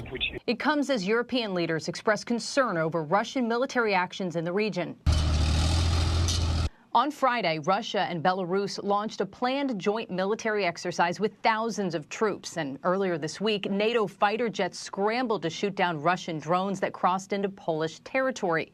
In response, France says it's deploying fighter jets to protect Poland's airspace as part of a larger deployment of NATO air and ground assets in the region. Russia's recklessness in the air along our eastern flank is increasing in frequency. Whether intentional or not, it is dangerous and unacceptable. President Trump has suggested the drone incursion was a mistake, but Poland and Ukraine have rejected that theory. In Washington, Alexandria Hoff, Fox News. Thank you to Alexandria Hoff. You're taking a live look there at the United States Capitol this morning after lawmakers on both sides of the aisle say they're planning to dial back public events following the assassination of right-wing activist Charlie Kirk. Members of Congress are also making appeals to leaders for more security funding as safety concerns run high. Fox's Caroline Shively has more from Washington. Even as officials announced they have a suspect in custody for the murder of conservative political activist Charlie Kirk. We got him. Members of Congress and the people who protect them remain on edge. We've seen a threat environment that has exploded over the last year. We're on track to, tracking over 14,000 threats by the end of the year. U.S. Capitol Police spoke out after an email claimed there was a bomb at the Democratic National Committee headquarters Thursday, later determined to be a hoax. We will continue to be in a heightened security posture going forward. Some members of Congress are even canceling their public events. New York Democratic Congresswoman Alexandria Ocasio-Cortez called off 2 scheduled rallies in North Carolina this weekend. The security protocols and the ways that we think about it and conceive of it are for a bygone time. Republican Representative Nancy Mace says she's stopping all public events for now, even as she runs for South Carolina governor. It's unforgivable what's happening right now, and it's only going to I don't see it getting better. I'm worried about copycats. But President Trump says lawmakers should continue with public functions. I say you have to go forward. You just have to go forward. Congress is now reviewing whether to increase the budget for lawmaker security in a government funding bill set to be voted on this month. In Washington, Caroline Shively, Fox News. Thank you to Caroline Shively. So as we did just hear, their safety concerns amongst Americans as well as lawmakers continue to grow amid these recent shootings. Yesterday, officials announced that Charlie Kirk's killer was arrested in Utah. Tyler Robinson, 22 years old, he's now in custody based in part on a tip from his own father and will face charges for murdering the conservative political activist earlier this week. But another story we were following here: on the same day of Kirk's assassination, a student shot two of his peers Wednesday at a suburban Denver high school before shooting himself and later dying. And on Thursday, more than a half dozen active shooter alerts were reported across the country, including at a number of historically black colleges and universities, the University of Massachusetts and the U.S. Naval Academy. Now, additionally, a bomb threat later deemed not credible was reported at DNC headquarters in D.C., and another bomb threat was directed at the home of the Democratic leader of New Mexico's state Senate. Let's bring in Gene Petrino right now. He's the CEO of security consultant at Survival Response LLC. He's also a retired SWAT commander. Thank you for joining us bright and early here on Live Now from Fox. We appreciate it. Thanks, Christy. Given everything going on across the country, as we just heard from lawmakers, they're concerned about attending public events due to safety concerns. Also, Americans really feeling on edge right now. So what needs to happen here at the local and national law enforcement level to make sure that what we've seen this week does not happen again? Yeah, for far too long, we've focused on a response to these incidents more than the preventative measures that we should be taking. We need to start focusing more on how to identify the threats before they attack. All of these attacks are visible by some pretty clear warning signs that we just tend to typically ignore, and we have to start focusing on those. Yeah, and I'm showing again here that video from Colorado, that story I just shared here from a bit earlier in the week. I want to start with talking about schools. How can law enforcement collaborate with the schools more effectively to prevent such tragedies like this? Because, Gene, we sadly here, this is not infrequent that we have to report on this. Yeah, I think that for a long time, schools and law enforcement have been working in silos, and we need to start breaking those down and collaborating with training efforts. If they're not working together, they're only, creating a greater chance of these incidents happening. When we talk about Charlie Kirk and what we have seen this week with that assassination, your thoughts on that? Because how does a high-profile incident like that impact public perception of safety? These attacks, they just amplify fear. Despite there being a relatively low incident rate, it might seem like these happen all the time, and of course the last couple of days it has, but the chance of being involved in one of these shootings is relatively low considering everything else that we have going on.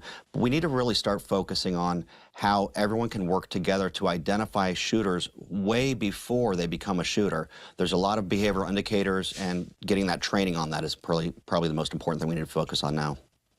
I want to touch on what you just said here, and I want to share this tweet or X post now, from Matt Finn with a Fox News channel, because he shared that FBI Director Kash Patel said they had over 11,000 leads called into the FBI, and now as this investigation progresses, every one of those leads will be run out.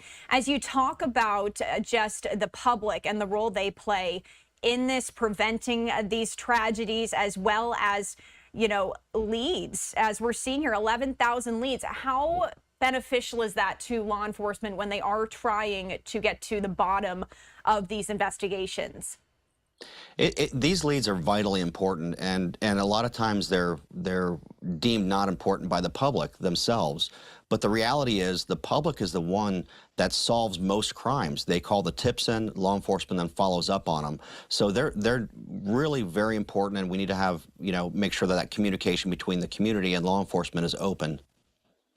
When we talk about public figures, political figures, Charlie Kirk, very different from President Trump in the sense that he has, Secret Service as protection there. Charlie Kirk also, though, a very high-profile political figure. He had millions of followers on social media. So when we talk about these high-profile individuals, such as President Trump, such as Charlie Kirk, how does that play a role when it comes to the safety as well as investigations? When we think about Butler with President Trump, how does that level of notoriety play into solving these investigations, or looking into them, rather? Yeah, I mean, when we're looking at the combination of private security plus law enforcement, oftentimes there's a wall between them, and we have to break those down. You know, private security can be incredibly helpful, and law enforcement might not be trained, and vice versa. So having that open line of communication is the way you prevent these incidents from happening in the first place. I also wanted to ask you, is there any specific training or resources that you believe are currently lacking in law enforcement agencies that could really improve these responses to these shootings? I know we've touched on this a little bit, but what do you think, based on your expertise here, your history, what do you think really needs to change? We really need to start focusing on behavioral cues and how to identify them. School staff, law enforcement, everyone needs to start paying attention early on. Every one of these shooters identifies some kind of a grievance, and they follow a pathway to violence that if you stop it early enough, these are preventable incidents, and we need to start focusing on understanding the behavioral cues and threat indicators. And given this evolving nature of these threats, this increase here, are we really going to see any change from law enforcement? Are they kind of going back to the drawing board, so to speak, really trying to figure out, okay, how can we better implement strategies to prevent this? Well, I wouldn't say that we're going to go back to the drawing board. Every incident that happens starts a new process of evaluating where they went wrong, or not necessarily where they went wrong, but how things changed and what they can do better next time. So there'll be an after-action report on where the vulnerabilities were that they missed and how these happened in the first place, so they can then better prepare themselves for the next incident. And as a former SWAT commander, I wanted to ask you, what message would you like to convey to the public regarding safety? You've touched on so much already, but is there a final message you'd like to leave our viewers with? Yes, I think that we need to start, take a step back and maybe see each other as human beings, not necessarily look at political ideologies or our opinions, and understand that we can have respectful discourse without relating to a violent act. If we don't start changing that, these incidents are going to keep happening. So we need to start finding a way to bridge the gap between different ideas. All right, Gene Petrino, thank you so much for joining us on Live Now from Fox this morning. We greatly appreciate it. Thanks, Christy. It is 7:08 here on the East Coast, 4:08 on the West Coast. Let's take our first break of this hour. You're watching Live Now from Fox. We'll be right back.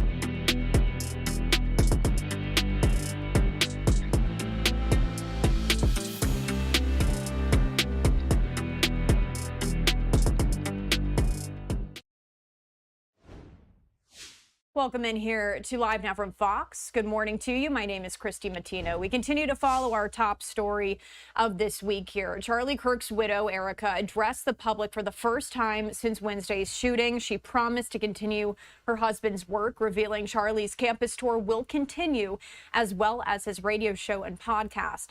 Fox News multimedia reporter Kaylee Schuyler has more from Utah. Just 2 days after the tragic, fatal shooting of her husband, Erica Kirk makes her first public address. He loved his life. He loved America. Charlie Kirk's widow holding back tears as she speaks about her husband's life and legacy. My husband laid down his life for me, for our nation, for our children. Erica Kirk reflecting on what's transpired this week and how life moving forward will never be the same. The movement my husband built will not die. It won't. I refuse to let that happen. Erica speaking out the same day police announced they arrested a 22-year-old man they suspect shot and killed Charlie during an outdoor college event after he answered a question from one of the crowd members. Charlie Kirk did exactly what our republic, what our democracy is supposed to be, have an open and respectful debate. Utah's governor called Kirk's murder an attack on the American experiment. It is an attack on our ideals. This cuts to the very foundation of who we are. And denounced the uptick in political violence happening across the country. We will never be able to solve all the other problems, including the violence problems that people are worried about, if we can't have a clash of ideas safely and securely. The shooting suspect is being held without bail from this Utah jail on several charges, including aggravated murder. In Spanish Fork, Utah, Kaylee Schuyler, Fox News. Thank you, Kaylee. And we do have those full remarks there from Erica Kirk. She addressed the media for the first time, giving her first statement since that shooting on Wednesday. This all happening last night in Arizona. I did want to share her full remarks for you right now on Live Now from Fox. Good evening. My name is Erica Kirk. Charlie Kirk is my husband.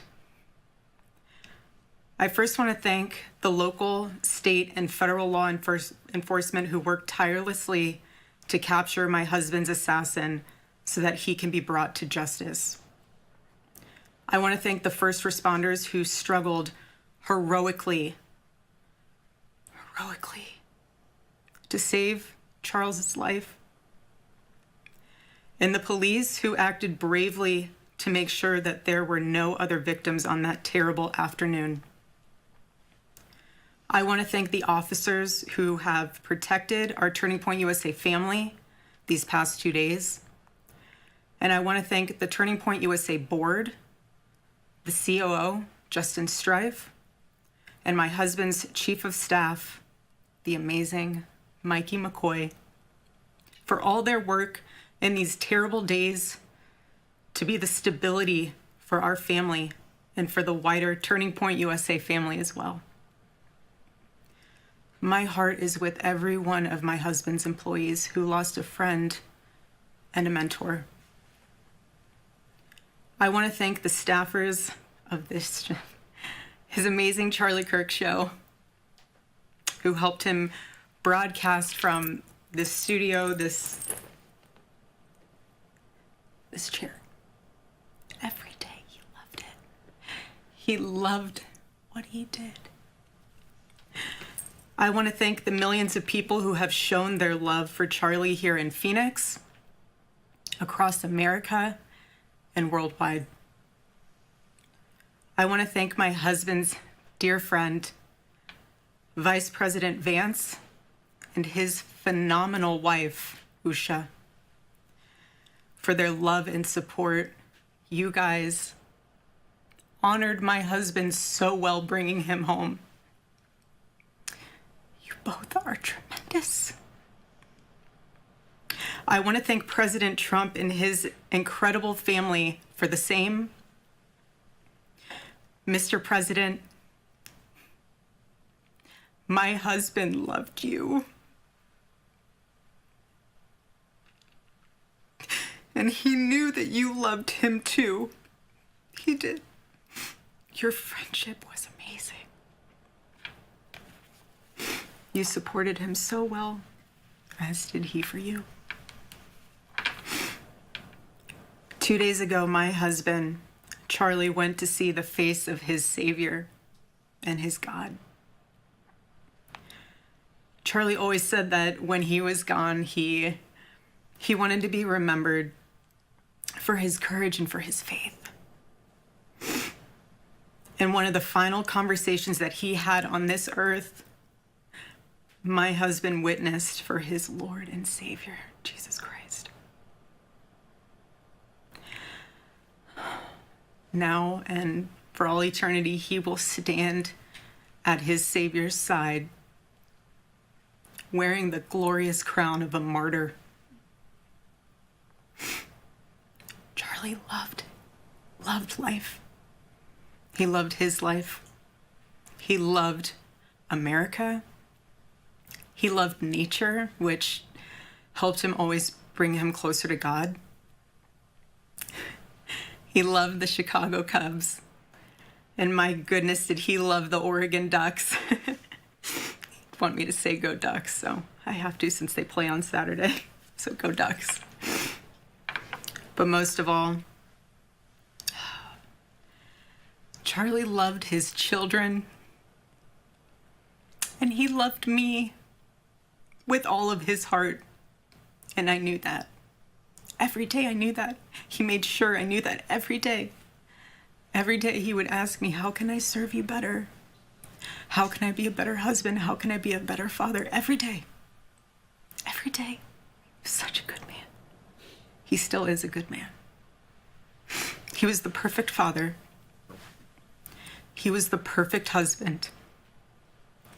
Charlie always believed that God's design for marriage and the family was absolutely amazing, and it is. It is, and it was the greatest joy of his life. And over, he would tell all these young people to come and find their future spouse, become wives and husbands and parents. And the reason why is because he wanted you all to experience what he had and still has. He wanted everyone to bring heaven into this earth through love and joy that comes from raising a family. It's beautiful. Charlie always said that if he ever ran for office, I know a lot of you asked if he ever was going to, but privately he told me if he ever did run for office that his top priority would be to revive the American family. That was his priority. One of Charlie's favorite Bible verses was Ephesians 5, verse 25. Husbands, love your wives as Christ loved the church and gave himself up for her.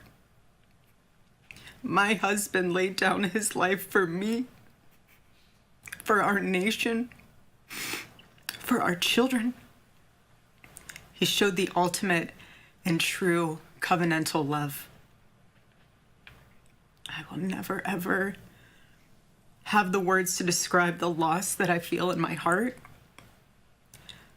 I honestly have no idea what any of this means. I know that God does, but I don't. But Charlie, baby, I know you do too. I know you do. So does our Lord. And our world is filled with evil. But our God, you guys, our God is so good. He's so incredibly good. And we know that for those who love God, all things work together for good, for those who are called according to his purpose. Already I have seen the worldwide outpouring of love for my husband. I've heard the testimonies from people my husband inspired to get married, to start families, to seek out a relationship with God. It's the most important one of all.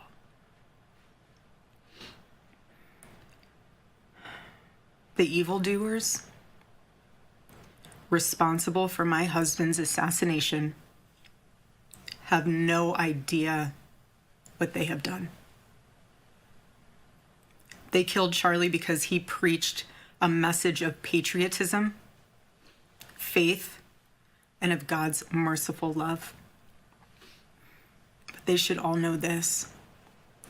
If you thought that my husband's mission was powerful before, you have no idea. You have no idea what you just have unleashed across this entire country. In this world, you have no idea. You have no idea the fire that you have ignited within this wife. The cries of this widow will echo around the world like a battle cry.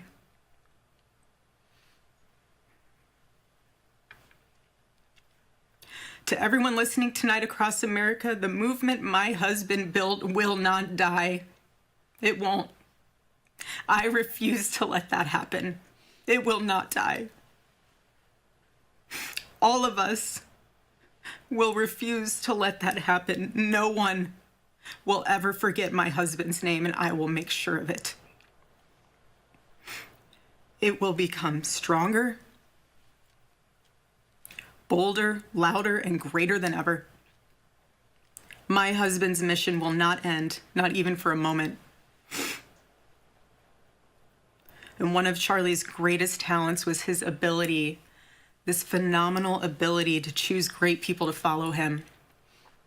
He could always find the ones who could handle any setback.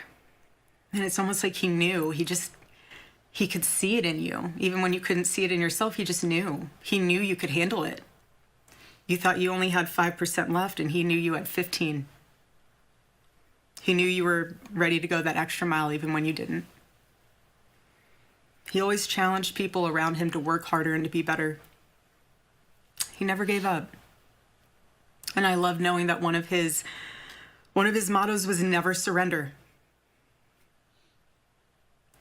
So I want to tell you that we'll never surrender. We never will. Ever. Ever. Our campus tour this fall will continue. There will be even more tours in the years to come. America Fest here in Phoenix this December will go on. It will be greater than ever. The radio and podcast show that he was so proud of will go on. And in a world filled with chaos, doubt, and uncertainty, my husband's voice will remain. And it will ring out louder and more clearly than ever. And his wisdom will endure. My favorite too, but my husband's favorite word in the English language was earn. He would call all of you to be people of action who earn the future America deserves. So to all of the young people who felt inspired by my husband's faith and hard work, all of you already know what Charlie would want you to do. You know. You know. If you're in high school or if you're in college, go find your local Turning Point USA chapter. Join it. Stay involved. He wants you to make a difference. And you can. You can. The movement's not going anywhere, and it will only grow stronger when you join it. If there isn't a chapter, you can't find one, then start one. There is no excuse. You can start one. And as my husband used to say in this room, every single day, if you want to get involved, the best way you can do that is going to tpusa.com. That's what he would say every day from this chair. Every single day. I watched his show every day, and he would always say, if you want to get involved, go to tpusa.com. If you're a pastor, join our movement at TPUSA Faith. And if you're a parent, I highly recommend that you come to America Fest in December. Sign up right now for that because we would love to see you. I would love to see you. Charlie would. He'll be there. He'll be there in spirit. Bring your kids, bring your family. But most important of all, if you aren't a member of a church, I beg you to join one. A Bible-believing church. Our battle is not simply a political one. Above all, it is spiritual. It is spiritual. The spiritual warfare is palpable. Charlie loved his Savior with all of his heart, and he wanted every one of you to know him too. He wanted everyone to know that if they confess the Lord Jesus Christ who rose from the dead, then they will be saved.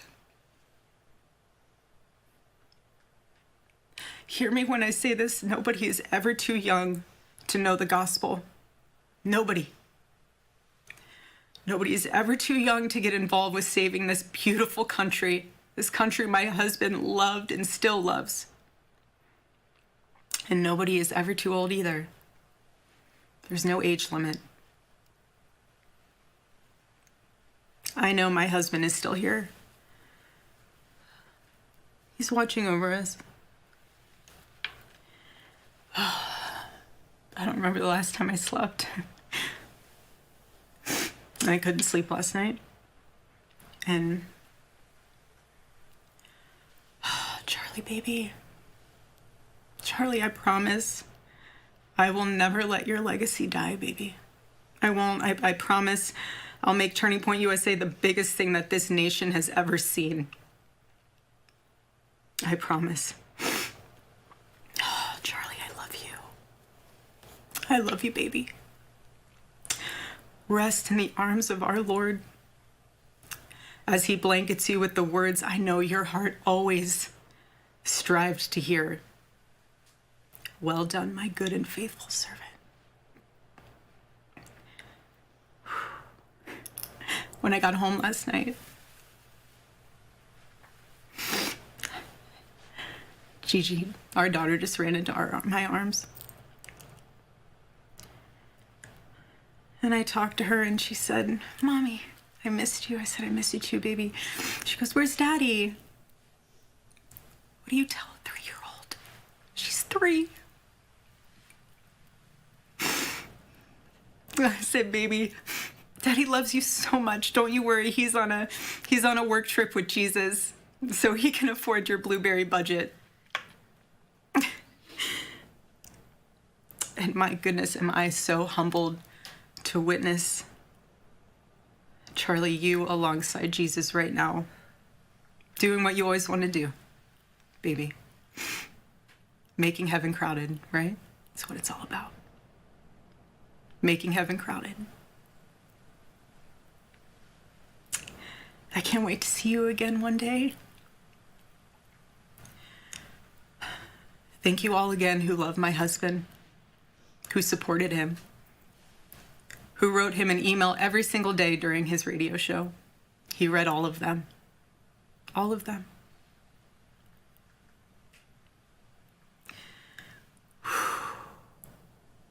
God bless you all. And may God bless America. Once again, that was Charlie Kirk's widow speaking out for the first time since her husband's assassination on Wednesday. And on your screen right now, that is the suspect that is in custody. That's 22-year-old Tyler Robinson. He's being held at the Utah County Jail. He was arrested on suspicion of aggravated murder, felony discharge of a firearm causing serious bodily harm, and obstruction of justice charges, which are all felonies. Court records indicate that he had not been convicted of any crimes in the past. And another piece of information we learned here just yesterday during a press conference with officials is that Tyler Robinson's father recognized him from the photos that were released by the FBI, and he told him to turn himself in. Robinson initially refused, but then changed his mind. And his father reached out for help to their youth pastor, who had occasionally, also occasionally works with the U.S. Marshals, and called the agency so he could turn himself in. So we are still awaiting to see here if we can get another press update. As of right now, nothing is on the docket. If we do see that change, of course, we'll bring you any updates with this story as we do continue to follow this. It is 7:30 on the East Coast, 4:30 on the West Coast. We are going to step away for another break on Live Now from Fox. We'll be right back.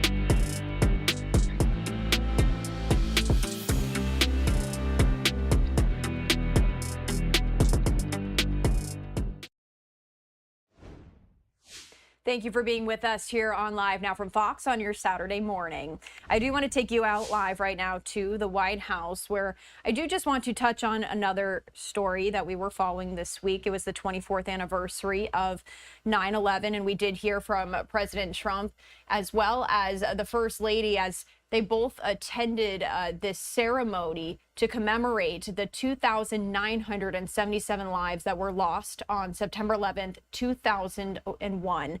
I do want to share some of those remarks with you from President Trump in case you did miss them just the other day. Ladies and gentlemen, General Dan Kane, Chairman of the Joint Chiefs of Staff. Good morning, Mr. President, Madam First Lady, Secretary Hegseth, members of the President's Cabinet, and leaders from across government, the military, distinguished visitors, veterans, first responders, fellow Americans, and most importantly, the families of our fallen from that day. Thank you for being here to gather in remembrance, to grieve our nation's loss, and draw strength from the heroism Americans demonstrated that day. September 11th reminds us that even in the darkest of times, American strength endures. And if attacked, we will immediately fight back.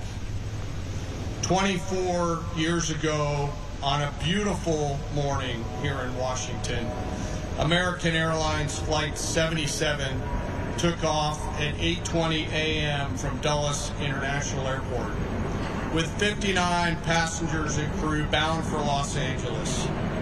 Here at the Pentagon, soldiers, sailors, airmen, Marines, Coast Guardmen, and civilians began what they thought would be an ordinary day of service.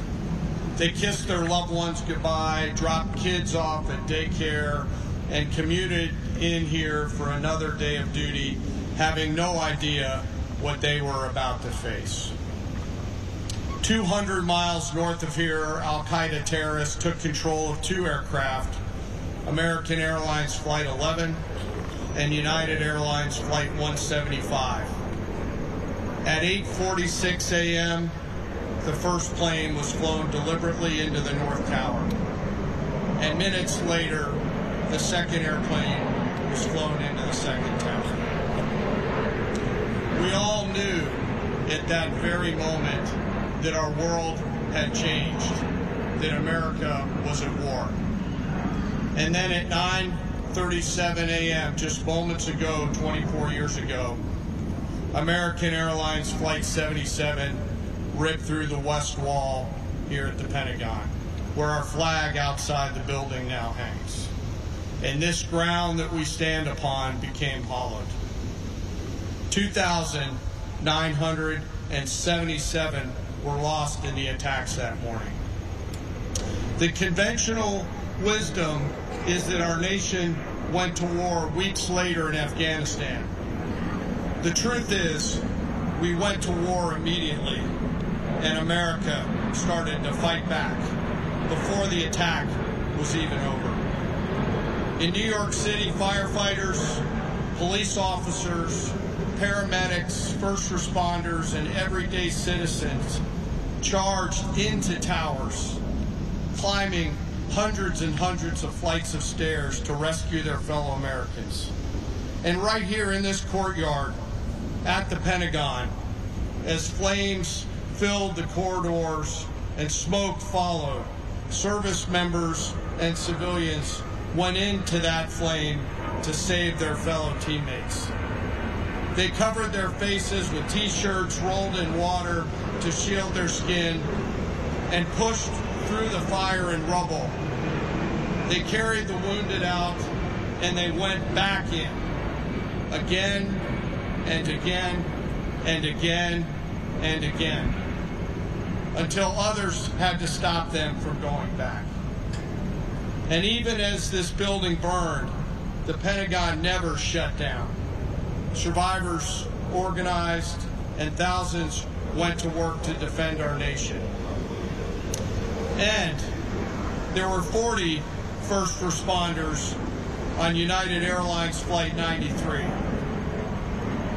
40 heroes who, unlike us who wear the cloth of our nation, never took an oath to protect and defend our nation. They just got on an airplane. And knowing full well what was happening, they found the courage and commitment to run forward in that airplane, sacrificing themselves over the fields of Pennsylvania to save Americans that they would never meet and never know.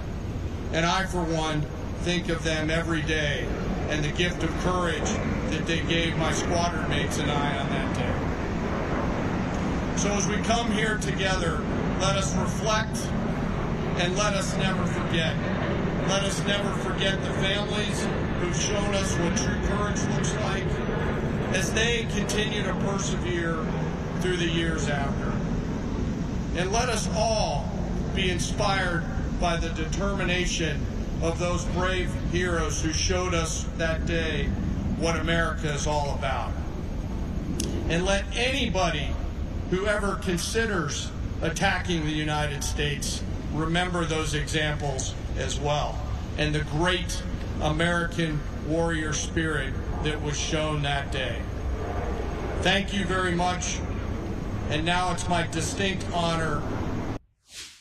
All right, so once again, this was on Thursday. As we do know, President Trump, as well as the First Lady, were commemorating the anniversary of 9/11 at the Pentagon, and we do have those comments there from President Trump that we are going to play for you after this commercial break. We'll be right back.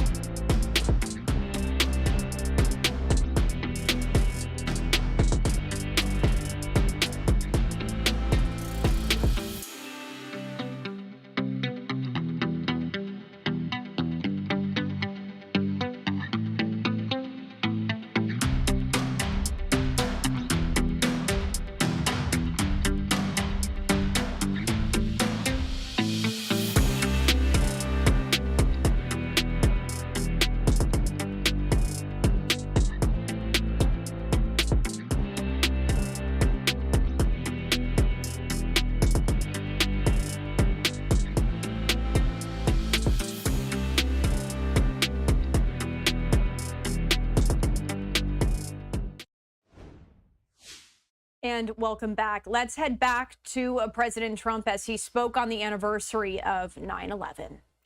Thank you very much.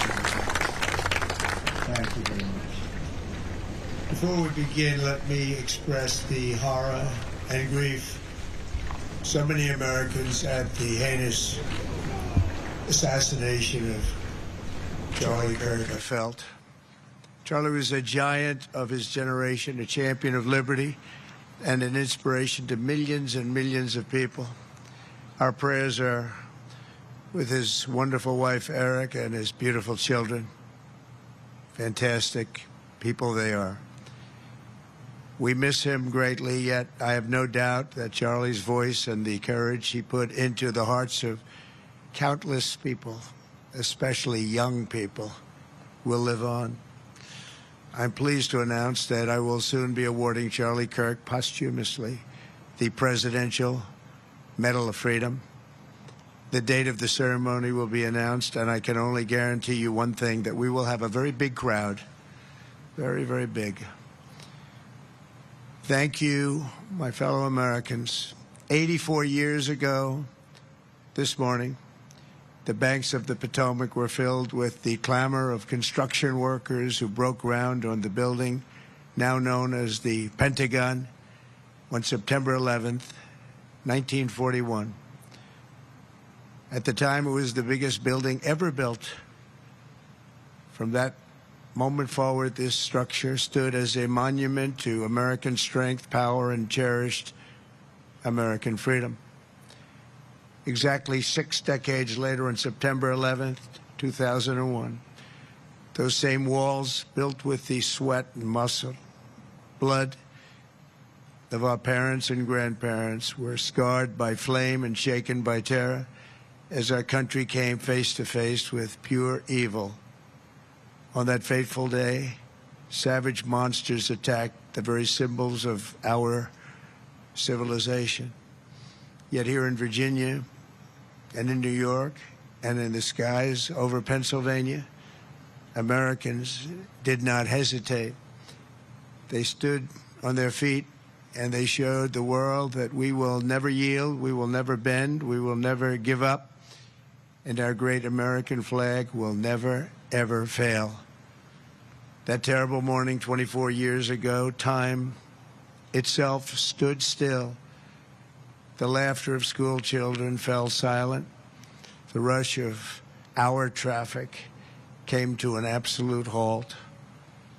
And for 2,977 innocent souls and their families, the entire world came crashing down so suddenly.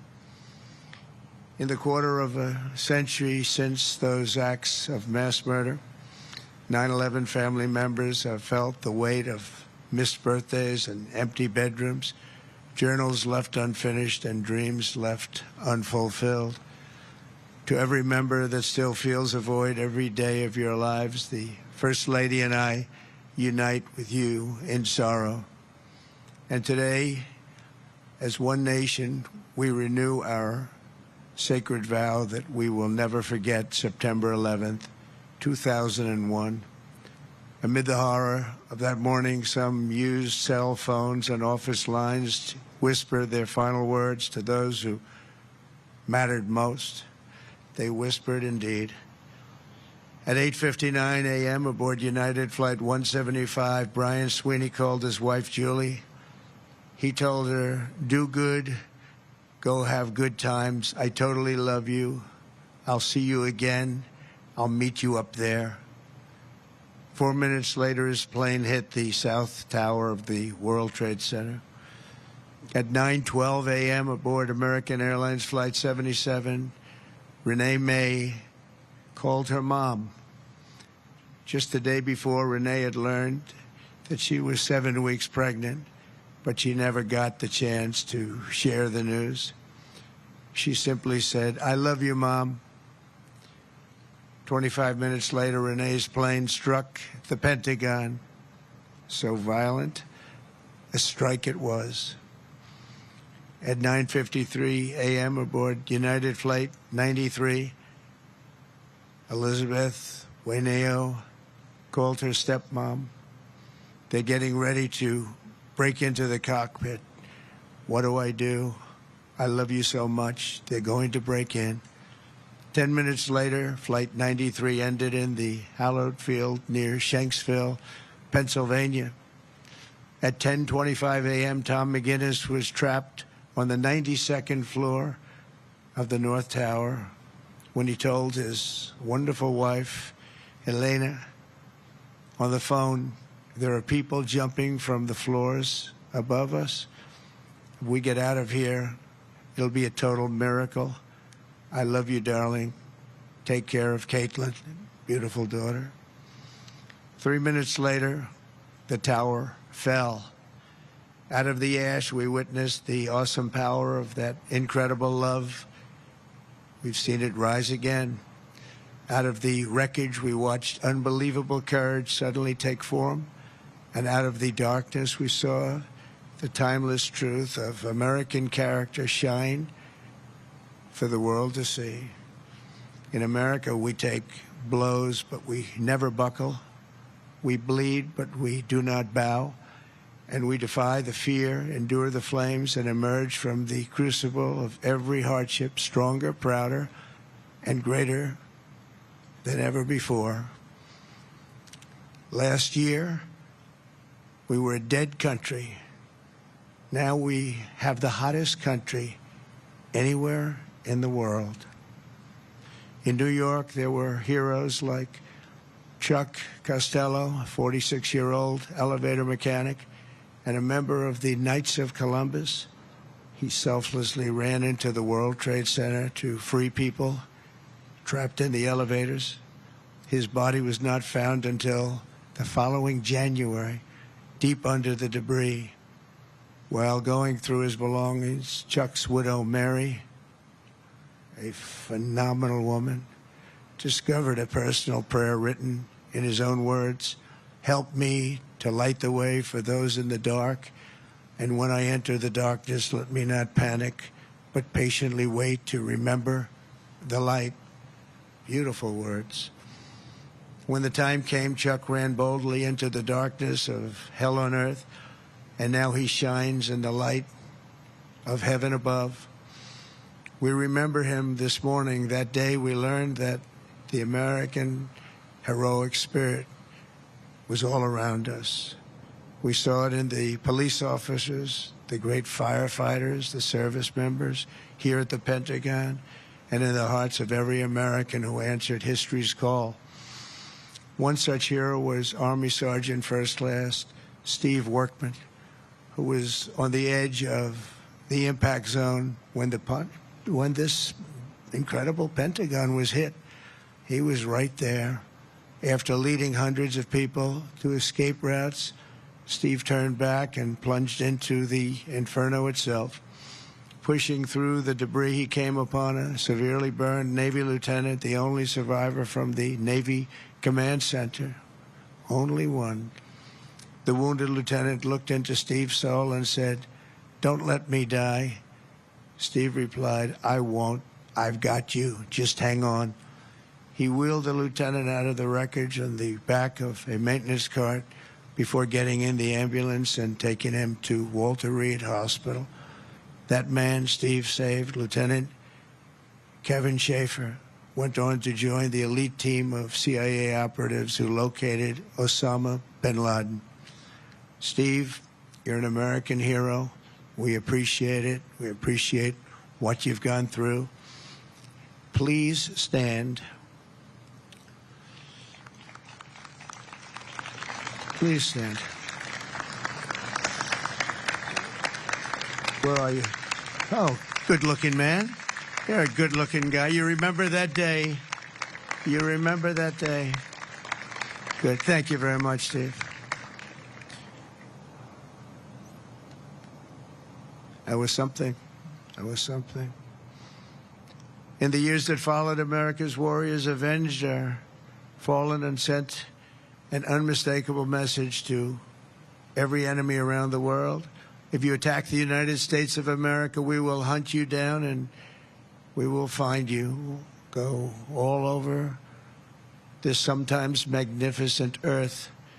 We will crush you without mercy, and we will triumph without question.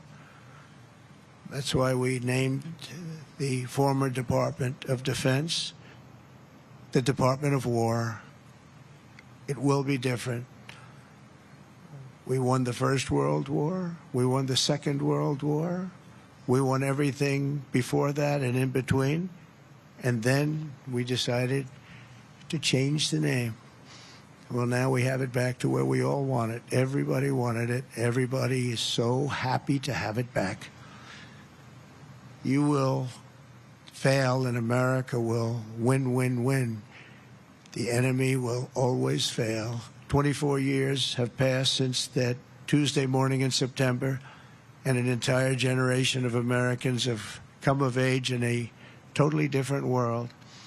While they cannot remember the agony of that day, they are carrying on the legacy of those who lost. Around 8:30 a.m. on the morning of the attacks, Army Lieutenant Colonel Kip Taylor sent an email to his friends and family describing the joys of fatherhood and his excitement for the upcoming birth of his unborn son. He wrote, "After you have kids, there are days that you just get going and you say, 'Hi, honey, I'm home.' What we do until that moment pales in comparison, but just that little statement, 'Hi, honey,' so American, so beautiful." Once again, those were some comments from Thursday there from President Trump as he was speaking on the 24th anniversary of 9/11 at the Pentagon. We wanted to bring those remarks to you in case you did miss them. We're going to step away for our final break of the hour on Live Now from Fox. Much more news to get to. We'll be right back.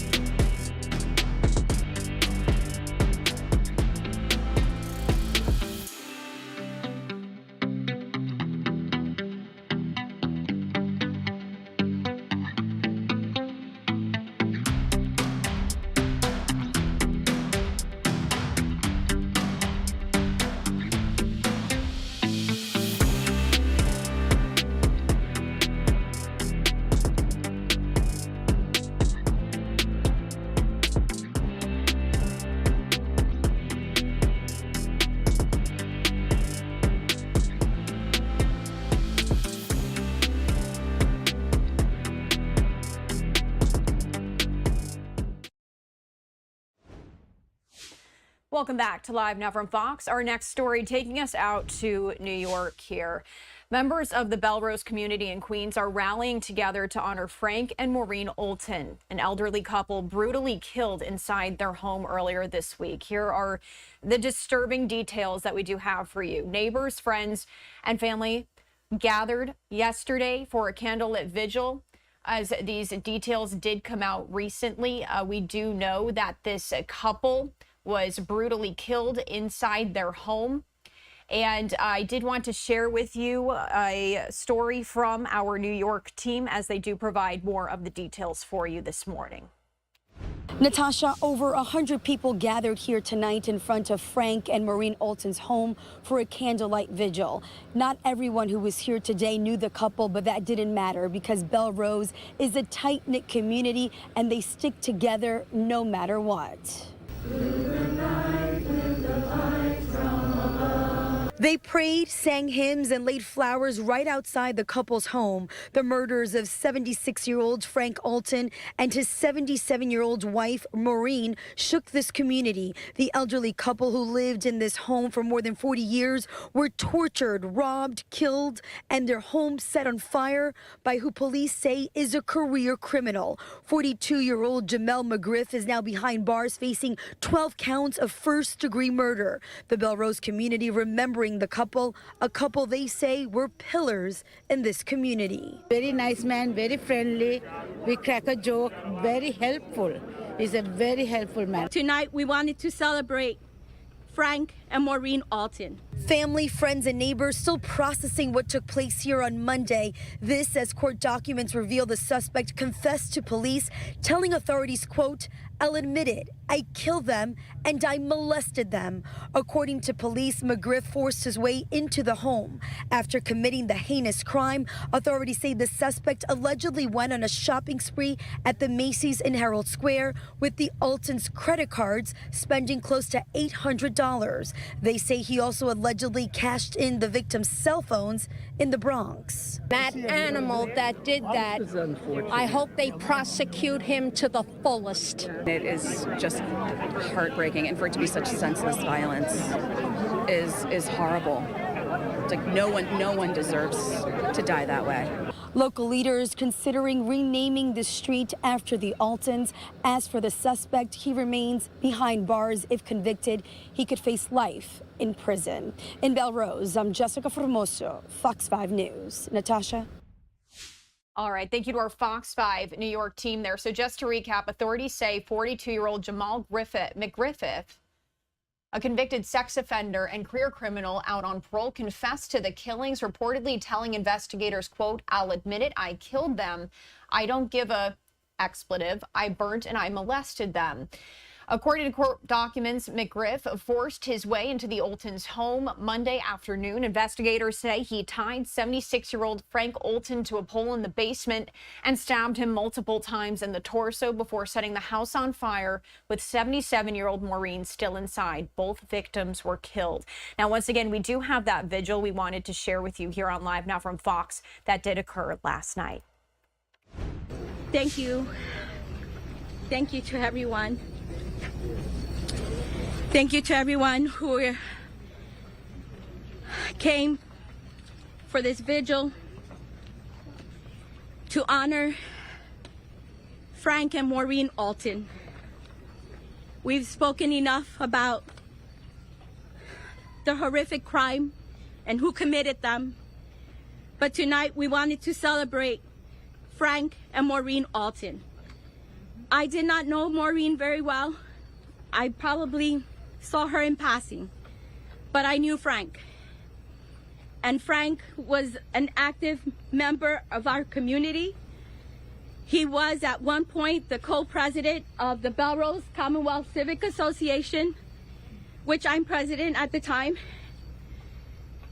And we, at this time, the community, we're all grieving. We have with us our Queensborough President, Donovan Richards, who will say a couple words. After him, we'll have Clyde Vannell, our assemblyman, state assemblyman, give a comment as well. We will then have Councilwoman Linda Lee, City Councilwoman Linda Lee, give a comment as well. We'll go to that point. Thank you, Lourdes. Tonight we mourn. We mourn for two individuals who gave their all for this community. Tonight, as we see a country so divided, we are not divided in Queens County because we understand that this issue that the deaths of these two individuals is not a partisan issue. Doesn't matter who you are. They didn't deserve this tonight. Two individuals who gave so much for this community, who sacrificed to make sure that this community was left better than we found it. We mourn them tonight, but we never forget their sacrifice. This is not a political conversation. This could have been any of us. This could have been any of us. This could have been any of our children. This could have been any of our grandparents. This could have been any of our parents. This could have been our brothers or sisters. But tonight, we don't focus on the individual who did these heinous acts. We focus on the acts of two individuals who loved this community, who beloved this community, who loved this community, who gave so much for this community, who weren't loud but proud of this community. So tonight, we mourn them, but we remember their legacies. We live out their legacy. I'm going to work with Councilmember Linda Lee. We should rename the street in their memory here tonight. We shall never forget these individuals who did not deserve what they endured. We remember these two individuals who did not endure, who deserved what they did not endure. It could have been any of us. This is tough. Let me say this, as a politician, we get a rap. This is not political. We are human beings. They were human beings who did not deserve what happened here tonight. God bless them. May God bless their memories forever. May we not forget their memories. May they be blessed forever. May their children, their families, never be forgotten in this moment. God bless you all, because this could have been any of us. This is not race, color, or creed. This individual is knocking on doors in this community. This could have been any of us. Let me say this. You could say, look at their kindness. Look at the husband's kindness. Look at Frank's kindness. Somebody knocks on his door and says, I need a charge. This could have been any of us because they were kind individuals. This is senseless. I don't even know. I'm here. It's there's a lot of cameras. This is beyond politics. This could have been any of us. God bless you all. Thank you for coming out to support this family. May we keep them in prayers. God bless you all. May God bless America. I'm Assembly Member Clyde Vannell, the Assembly Member for this area. This is really difficult.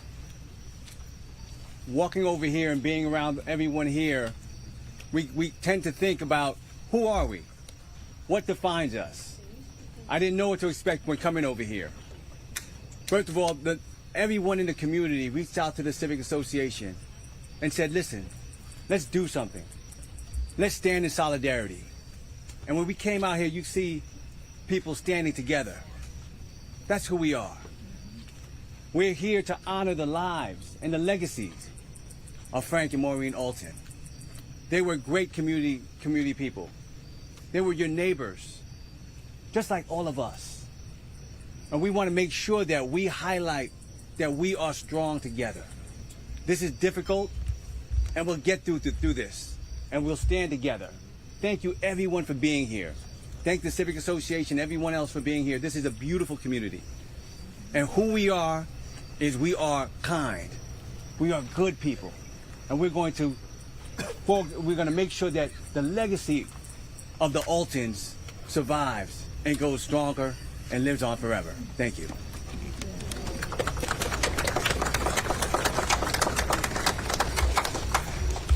Okay, I'm gonna try to keep myself composed, and hopefully everyone can hear me. No? Okay. Well, if you said no, maybe you could. But yes, I'm Councilmember Linda Lee, and words cannot express how we're all feeling right now. We're feeling the impact of this, the realization that this could have been any of us. But I just want to say something that I'm very, very humbled by is this. The fact that on such a short notice, all of us came out to support, which is a reflection of Frank and Maureen. It is a reflection of this neighborhood. It is a reflection of this community and how when tragedy happens, we all come together. We all come together. It doesn't matter what color, as Borough President said, what color, what political affiliation. It does not matter. As many of you know, I'm actually a social worker, so I'm always a doer. Sometimes my husband gets upset about that because I want to react and respond right away. But the next morning, I talked to my staff and we said, you know what, we got to come out here, talk to the neighbors, whoever's out here, see what they need, make sure that they understand that we are standing with them as a community. We are here to support however we can. And then my first call, even before that, was to our amazing CO, Captain Moody. I just want to give him a shout out of the 105th Precinct, saying, what can we do? I feel helpless. I'm sure other people feel helpless, but what can we do to support each other, right? And then I also had a conversation separately with our DA, Melinda Katz, because I said, listen, what is the process? Walk us through this, right? How can we be supportive? What victim services can we offer? How can we as a community help support this family, right? And I had a chance to talk to the family members today and reached out and I said, listen, I want to be respectful, obviously. I don't want to overstep boundaries, but we are here as a community to support you, not just now and the days following and the weeks following, but a year from now, or whatever things may come up that they need support with. And so I just wanted to come here tonight to say, we are here with you, we are supporting you, we are feeling the impact of this tragedy. And I just want to thank you all for being such an amazing community and amazing neighbors for one another. And let's continue to check in on each other and lift each other up. And remember Frank and Maureen and let their legacy live on. So thank you.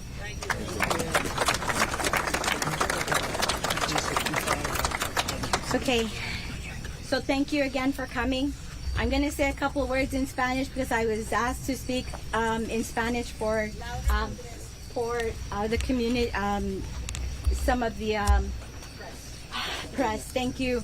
Solamente quería decir que Frank y Maureen son personas que... And once again, that was a vigil that was held in Queens last night. And on your screen right there, I just wanted to recap what we do know about this story. That was 42-year-old Jamel McGriff. He's a convicted sex offender and career criminal out on parole, and he did confess to the killings of that couple there, reportedly telling investigators, quote, "I'll admit it, I killed them, I burnt and I molested them." According to court documents, McGriff forced his way into the Oltons' home. This all happened on Monday afternoon. Investigators saying he tied 76-year-old Frank Olton to a pole in their basement.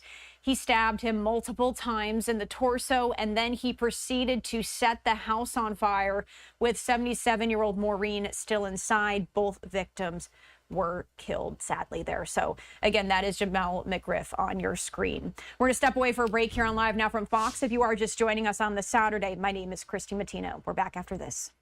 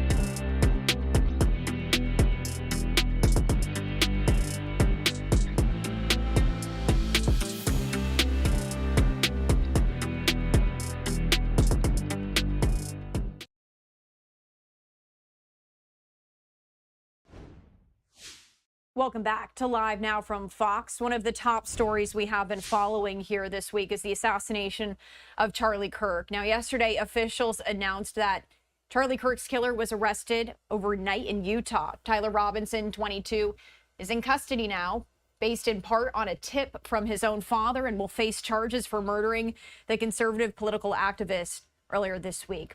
Robinson is being held at the Utah County Jail. He was arrested on suspicion of aggravated murder, felony discharge of a firearm causing serious bodily harm, and obstruction of justice charges, which are all felonies. A judge ordered that he can be held without bail, and court records indicate that he had not been convicted of any crimes in the past. Tyler Robinson's father recognized him from the photos released by the FBI and told him to turn himself in. Robinson refused at first, but then changed his mind. That's according to a law enforcement official, as we are reading you this information that we got here from this press conference yesterday. His father reached out for help to their youth pastor, who also occasionally works in the U.S. Marshals, and called the agency so he could turn himself in. We also did hear late last night from Erica Kirk, the widow of Charlie Kirk. She made her first remarks yesterday since her husband's death, and that took place in Arizona. She addressed the media for the first time there, and we do know that is where her husband will be buried. To discuss what we do know as of right now, I want to bring in Frank Roberson, counterintelligence threat specialist at Black Rhino Group. Good morning to you, Frank. Thank you for joining us here. Good morning, Christy. Thanks for having me.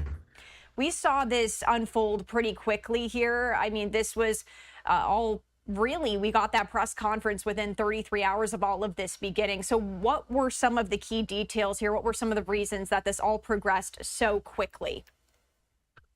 Well, I think the number one thing is the quality of the surveillance video. The location there has had a lot of cameras. It's a campus, large campus, and that open air quad area has quite a bit. And from what I understand, they have upgraded their camera system in the last few years. So the video is very telling, and with as many cameras as I understand that they had there, they were able to piece together where he came from, when he got there, when he changed his clothes, when he jumped off the roof or climbed down off the roof and hurt his leg, and then walking through the neighborhood down the street. So there was a lot of video available for law enforcement to be able to do their thing behind the scenes to find this guy and identify who this was.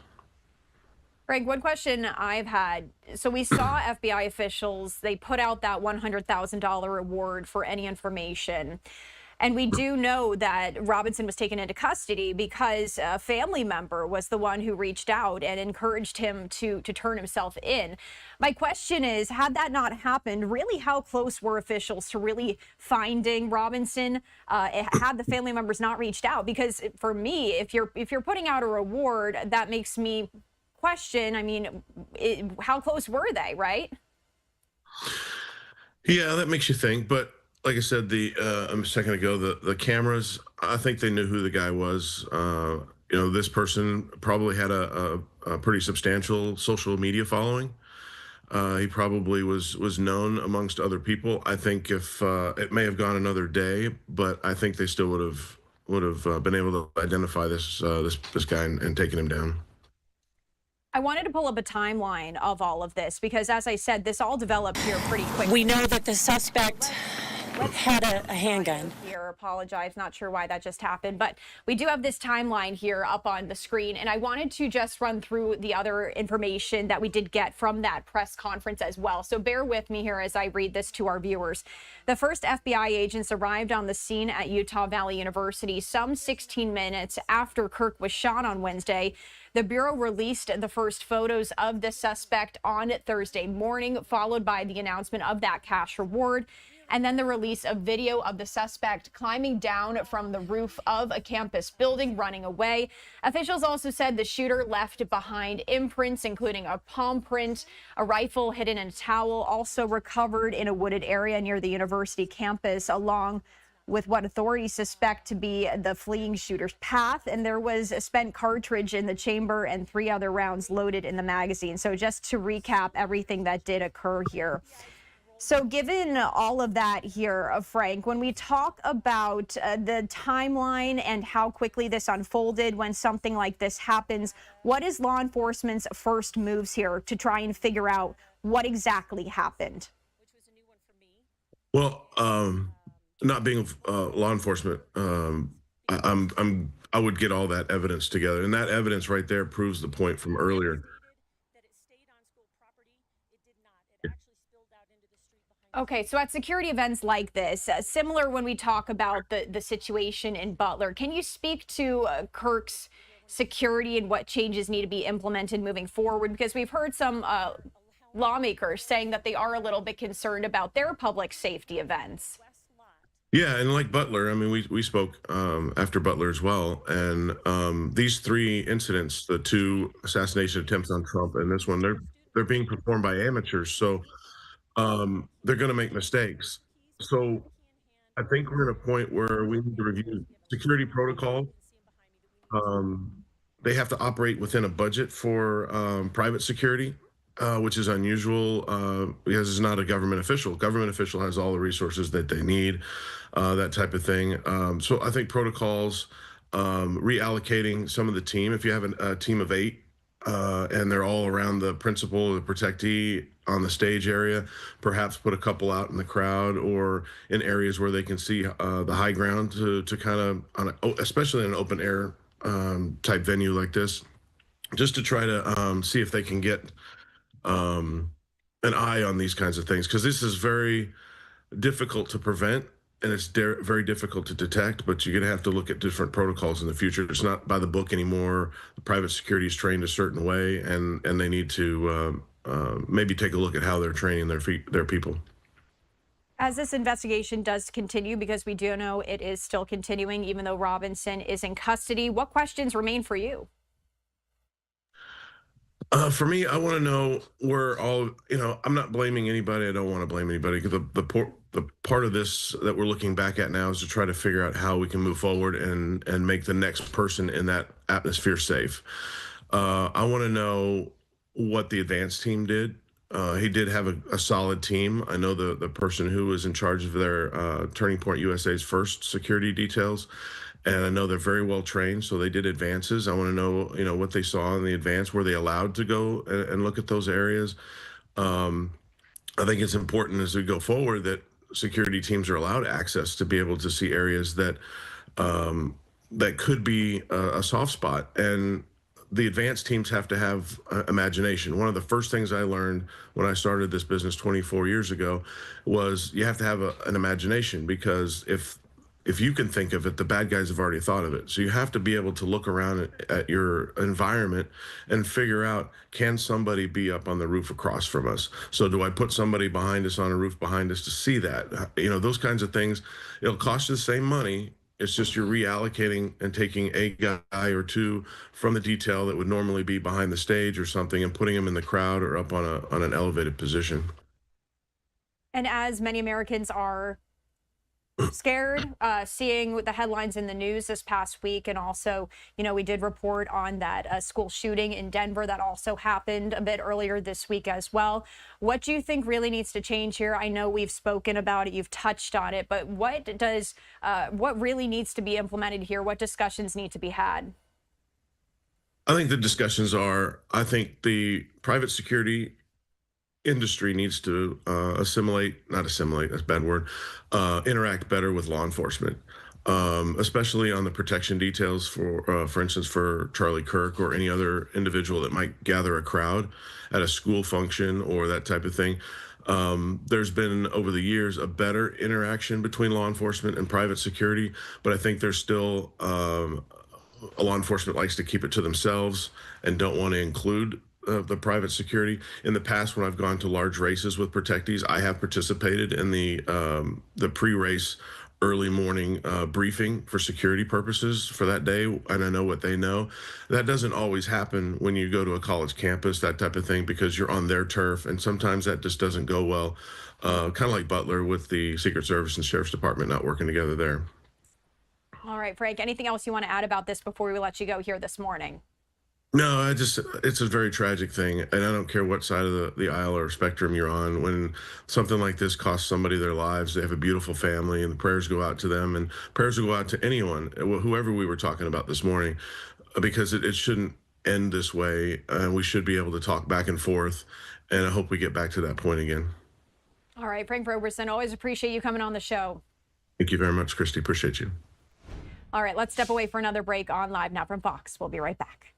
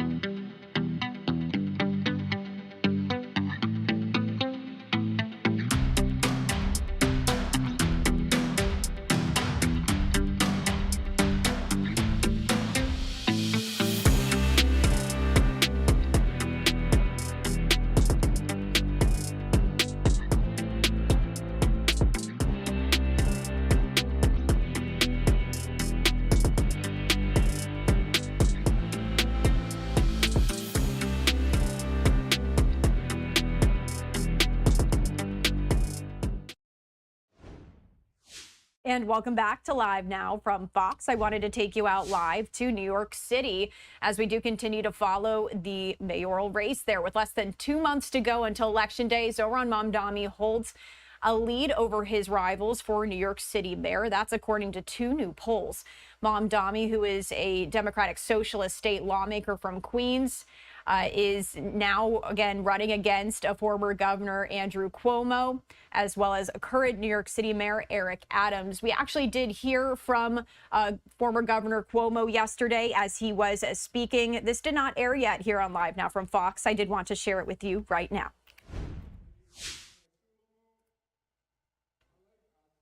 Assalamu alaikum.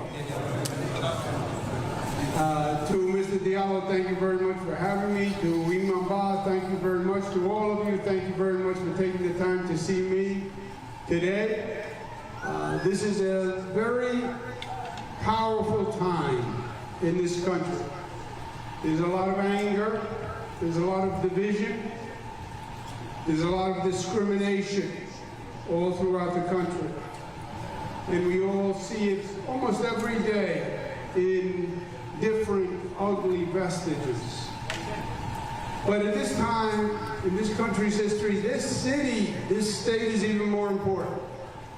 Because this city stands for acceptance of all.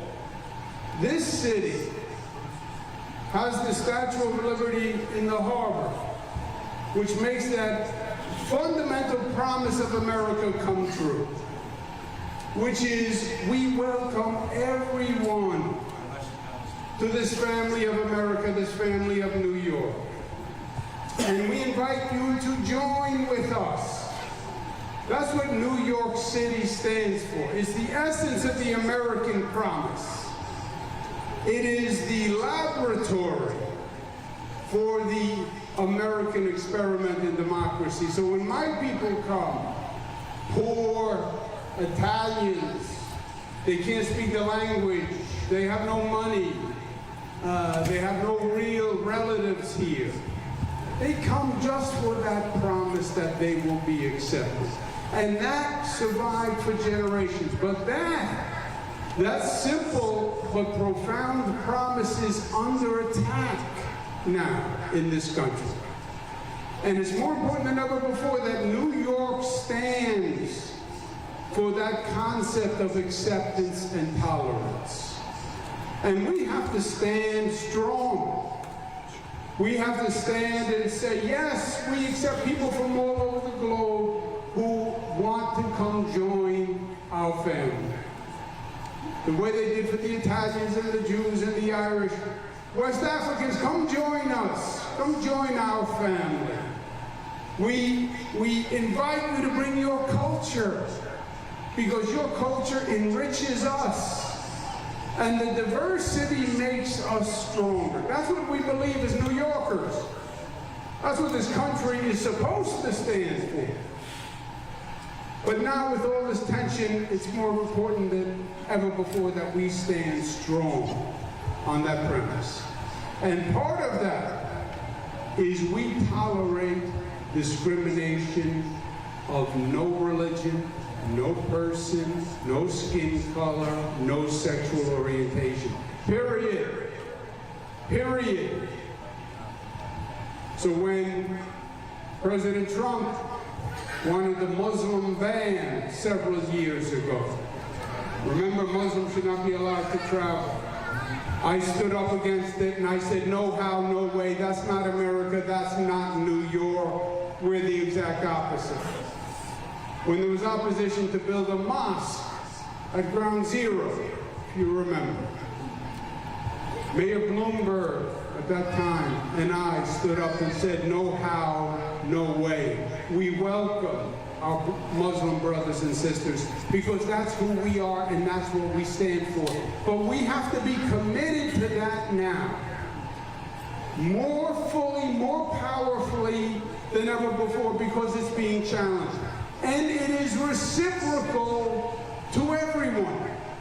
When we see discrimination against anyone, we have to stand up and fight. We see discrimination against any religion, we have to stand up and fight. We see discrimination against any person because of the color of their skin or their sexual orientation, we have to stand up and fight.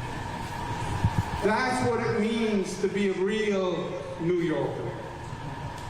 And that's probably more important today than it has been at any time in my lifetime.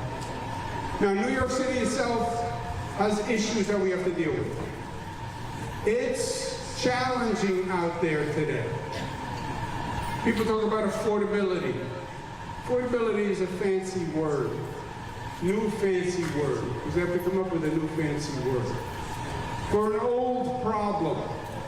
The old problem is the middle class, the working families, the poor are under tremendous economic pressure. It's very hard to make it in New York. The costs are just too high. The costs have risen much faster than the wages have. And we're losing people who are moving from New York every day. Every day they talk about rich people who leave. Yeah, rich people are leaving about taxes. But working families are leaving because they just can't afford to live here. I can't tell you how many working families I meet who say, we're moving down south. The cost of living is too expensive in New York. And we have to do something about that. We have to help people with affordability. You take something like groceries. They are so expensive now, it's hard to feed your family. President Trump is challenging a program called the SNAP program. The SNAP program is a program that provides assistance to low-income families to buy food to feed their family. I want to increase that program in New York City, so families up to $50,000 can get assistance to feed their family. Just taking the bus, taking the subway to get to work can be expensive. So I want to make the buses and the subways free for working families making up to $50,000. Not free for rich people. Rich people can pay. It's free for people who need that assistance. The taxes are too high. And I want to eliminate New York City taxes for anyone making up to $77,000. Why? Because it sounds like a lot of money, but it's still hard to live on that amount of money. And most importantly, the cost of housing. The rent is too damn high. And I'll tell you how we address affordable housing. There's only one way. You have to increase the supply of housing. We have less than a 1% vacancy rate. 1%. You know what that means? If you don't rent the apartment, the person on the elevator behind you is going to rent the apartment. We have to build more affordable housing. Now, building housing is not that hard. I was the nation's housing secretary, housing minister under Bill Clinton, Department of Housing and Urban Development. I built housing all across the country. It can't be that hard to build housing if I did it, because I'm not that smart. So we can do it, but we have to get the government acting, and we have to build 50,000 new units every year, and we have to do that year after year after year. If there's more supply, then the cost will come down with the demand. I'll tell you what is not the answer to affordable housing. Freeze the rent. Freeze the rent. Sounds good, right? Freeze the rent. Sounds simple. Everything gets down to 3 words nowadays, so you can fit it on TikTok. Freeze the rent. Freeze the rent is a proposal that was done by Bill de Blasio, who was a mayor several years back. And I won't say anything else about Mayor Bill de Blasio. I didn't get along with Mayor Bill de Blasio that well. But Mayor Bill de Blasio, for 3 years, had that proposal, freeze the rent. It only applies to what they call rent-stabilized apartments, which are 25% of the units in New York. You know what happened when he freezes the rent on 25%? It increases the cost on the 75%. They just transfer the cost. So freeze the rent is not a new idea. It's an old idea. And it didn't work. And we don't want to go backwards to old failed ideas. We want to go forward. And the way we build affordable housing, that's going to bring the rents down. One of the other issues is public education. Why? Because the American gift is you can come here, you work hard, your children go to public school, and from public school, they can wind up becoming anything they want because they get a quality education in public schools. My grandfather, poor Italian, Andrea, I'm named for him, Andrew, came, couldn't speak the language, had a son, put him in public school. His son's name was Mario. Mario went to public school. Mario, from a poor Italian family, became governor of the state of New York. That's the dream. That's the dream, right? Public education. Parents have no money, but this child works hard in school, becomes governor of the state of New York, becomes president of the United States, whatever they want, because the public education system is that good. That's not true today. Public schools in the poorer communities are failing students, and they're failing too many students. Now, right now the mayor is in control of the public education system, and that was a reform that was done. It was the best reform that has been done in modern history. It's the most dramatic reform. As mayor, I am telling you, I will take those schools that are failing. If they continue to fail, we will close them and we will open a new school. Because we're not going to allow generation after generation to be failed in these schools that aren't working. And we'll try a new school, a charter school, a specialty school, but we have to make sure every child gets a quality education. I'll tell you what's not the answer. Giving up mayoral control and going back to the old system we had, which was where the local community school board would control the school. And you know what happened then? It became very political. And they became patronage mills, where people got jobs from the local politicians. That would be a terrible mistake. But this city is still the greatest city on the globe. People from all over the world want to come here. And that is what keeps renewing New York year after year after year. And that is our strength. And that is what we are going to continue to build on. We just have to clean up our house. Just make it safe. Make it affordable. And New York will continue to be New York. You know what symbol I love that says it all to me? Wherever you go in the world, wherever you visit, you'll see somebody wearing a shirt that says New York.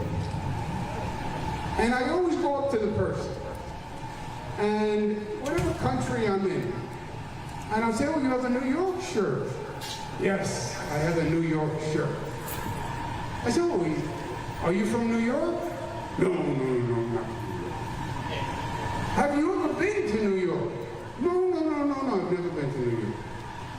Do you think you're going to go to New York? No, I don't think I'm going to go there. But then, why are you wearing a New York shirt? Ah, because it's New York. It's the dream. It's the dream. It's the aspiration. I want to go to New York. I want to wear the dream. New York is a dream. And it's up to us to make it a reality. I have been governor of the state of New York.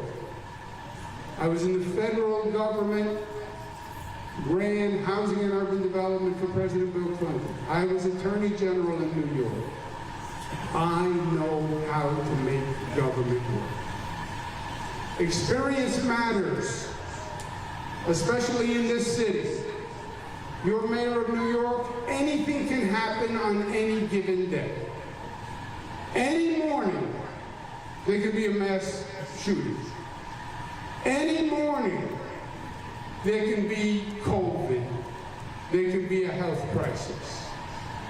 You need to know how to do the job. There is no other job training when you're mayor of New York. That's dangerous. I've had the experience. I know how to make the government work, and I will make it work for you, and for you, and for your family, and for your children. And I will make sure this country, and this city, and this state live up to the dream that brought you here in the first place and brought your parents and your forebears here. The place where you can be whatever you want to be. And your children can have a better life than you did. Just by our education system and our democracy.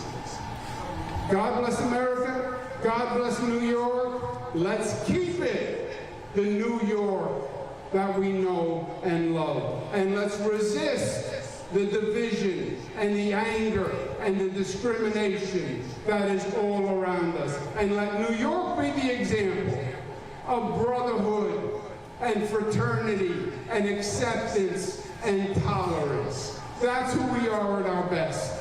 And that's who we're going to be once again. Thank you and God bless you.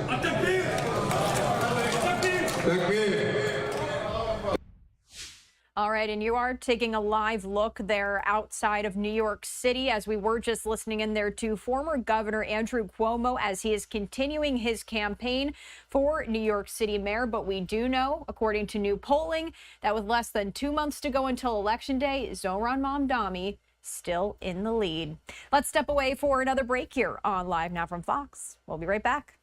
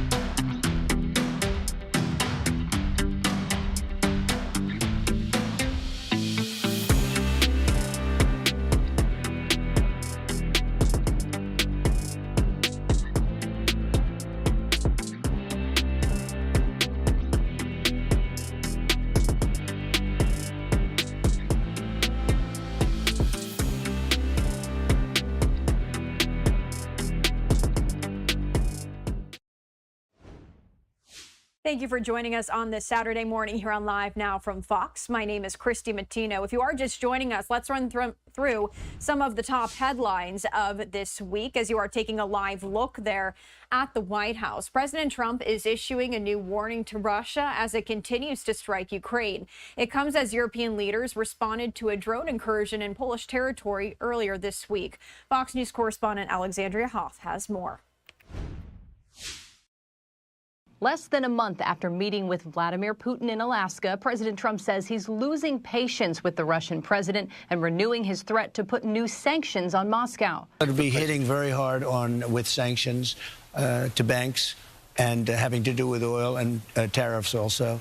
But I've already done it. I put a 50% tariff on India because they're buying oil from Russia. Diplomatic efforts to end the war in Ukraine have largely stalled, despite 3 rounds of peace talks in Istanbul this year. And now the Kremlin says it's pausing negotiations after accusing Europe of interfering with Russia's security. It was not Russia moving towards Europe with its military infrastructure, but Europe, as part of NATO, always moved towards our borders. It comes as European leaders express concern over Russian military actions in the region. On Friday, Russia and Belarus launched a planned joint military exercise with thousands of troops. And earlier this week, NATO fighter jets scrambled to shoot down Russian drones that crossed into Polish territory. In response, France says it's deploying fighter jets to protect Poland's airspace as part of a larger deployment of NATO air and ground assets in the region. Russia's recklessness in the air along our eastern flank is increasing in frequency. Whether intentional or not, it is dangerous and unacceptable. President Trump has suggested the drone incursion was a mistake, but Poland and Ukraine have rejected that theory. In Washington, Alexandria Hoff, Fox News. Thank you to Alexandria. As you are taking a live look there at the Capitol building this morning, lawmakers on both sides of the aisle say they're planning to dial back public events following the assassination of Charlie Kirk. Members of Congress are also making appeals to leaders for more security funding as safety concerns run high. Fox's Caroline Shively has more from Washington. Even as officials announced they have a suspect in custody for the murder of conservative political activist Charlie Kirk. We got him. Members of Congress and the people who protect them remain on edge. We've seen a threat environment that has exploded over the last year. We're on track to, tracking over 14,000 threats by the end of the year. U.S. Capitol Police spoke out after an email claimed there was a bomb at the Democratic National Committee headquarters Thursday, later determined to be a hoax. We will continue to be in a heightened security posture going forward. Some members of Congress are even canceling their public events. New York Democratic Congresswoman Alexandria Ocasio-Cortez called off 2 scheduled rallies in North Carolina this weekend. The security protocols and the ways that we think about it and conceive of it are for a bygone time. Republican Representative Nancy Mace says she's stopping all public events for now, even as she runs for South Carolina governor. It's unforgivable what's happening right now, and it's only going to get, I don't see it getting better. I'm worried about copycats. But President Trump says lawmakers should continue with public functions. I say you have to go forward. You just have to go forward. Congress is now reviewing whether to increase the budget for lawmaker security in a government funding bill set to be voted on this month. In Washington, Caroline Shively, Fox News. And those are just some of our top stories and headlines this week. We're going to take our final break here on Live Now from Fox. We'll continue that on the other side. We'll be right back.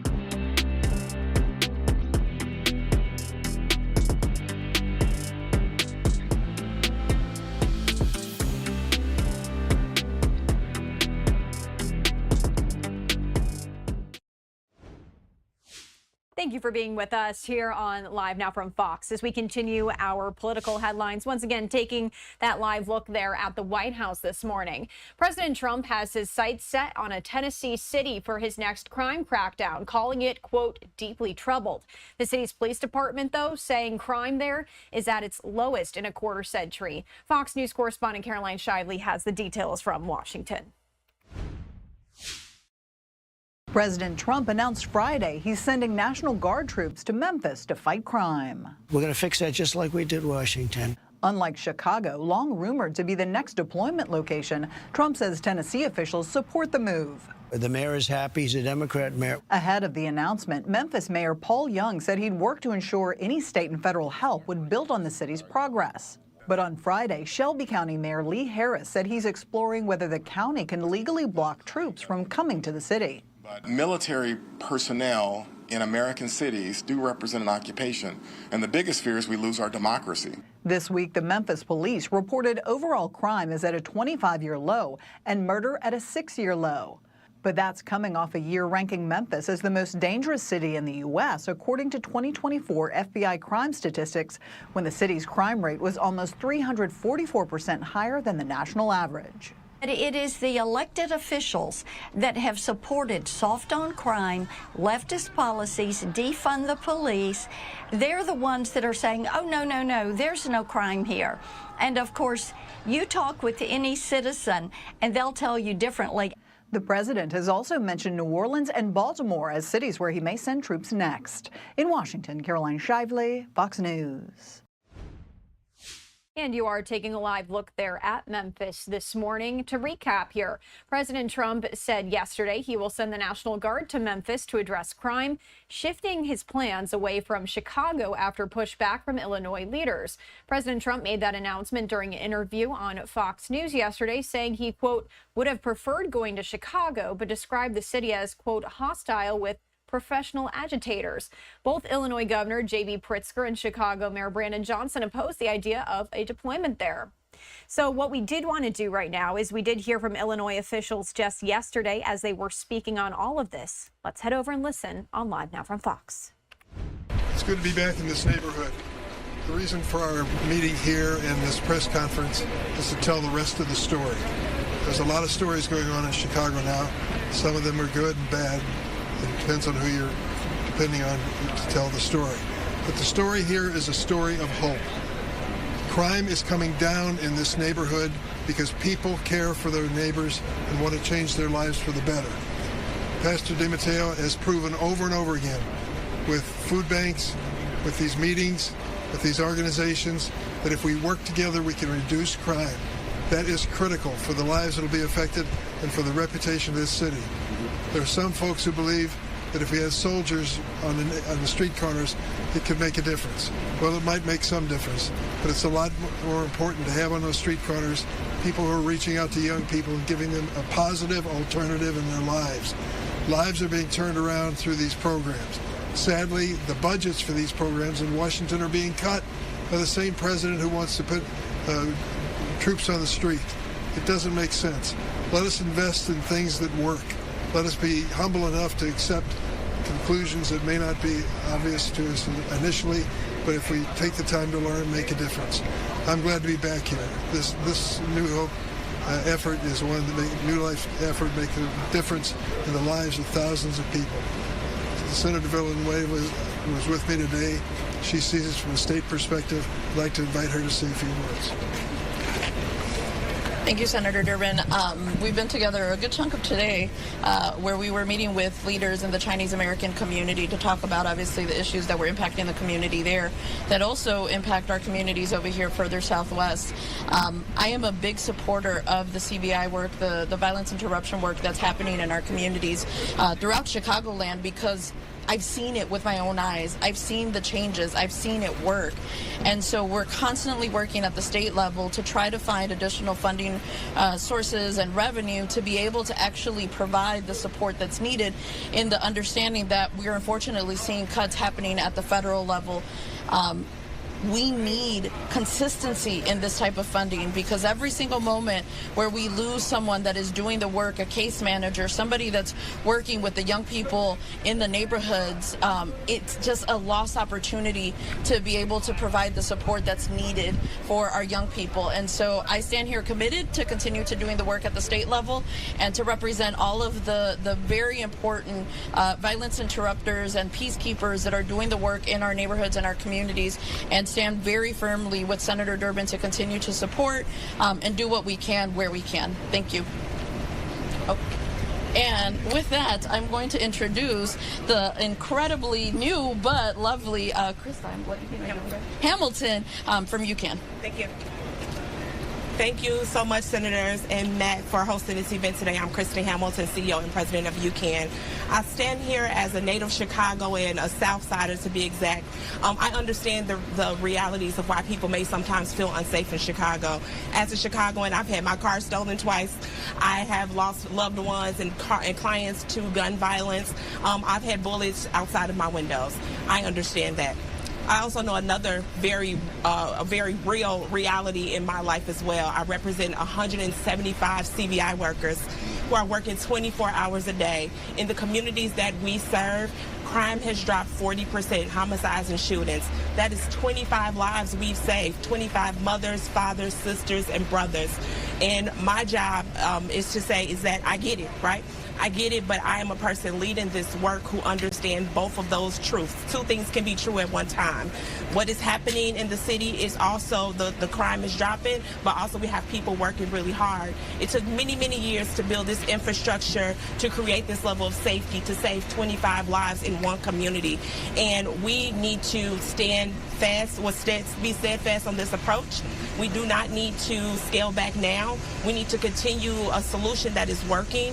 We should move forward with it. And so I'm here today to say CVI is working. We see the return on our investment. We need to continue an approach that is working. Obviously, we all want a safer Chicago, and that is what me and my colleagues are working day and night to create a safer Chicago. So thank you. Questions? Senator, I guess the first question to you, just to get your reaction, but I'd also like to hear from the others. President Trump announcing that the National Guard troops are going to go to Memphis. Do you think that closes the door on Chicago, and what's your general reaction to that? Listen, this is not a coordinated plan. This is political theater. And this president will change his target city on a daily basis depending on factors I can't even imagine. But we are trying to say that when he's making up his mind one way or the other, there are organizations like this one, New Life, that are working day in, day out, night and day to make more peaceful neighborhoods in the city of Chicago. We need to support them. We need to fund them. We also have to acknowledge, as Kristen said, the obvious. We want safer streets and safer neighborhoods than we have today. We want to improve on that. But we need some focus to get it done. If the President of the United States is offering federal resources, federal help to reduce crime and to turn lives around, we embrace that. But this notion of changing his mind every day or every week as to what his target may be is just mindless. Matt, can you speak to that? Sure. Maybe even Krista as well, just simply because you're here on the ground level. You talked about seeing crime go down in this neighborhood. I mean, if troops were to come here, what would that mean, and would that provide any help at all, or just create more problems than it would help? Yeah, I would say we don't need the Department of War. We need investment in peace. Our peacekeepers we have over 2,000 peacekeepers across the city, across our orgs, and the plan is working. We need investment in those programs and investment in peace, not investment in Department of War and deployment of federal troops. We invite federal investment. We invite partnership and communication with the federal government, but we want to see it in investing in the plan that works and investing in the peacekeepers who are out on our streets, who are working day in and day out.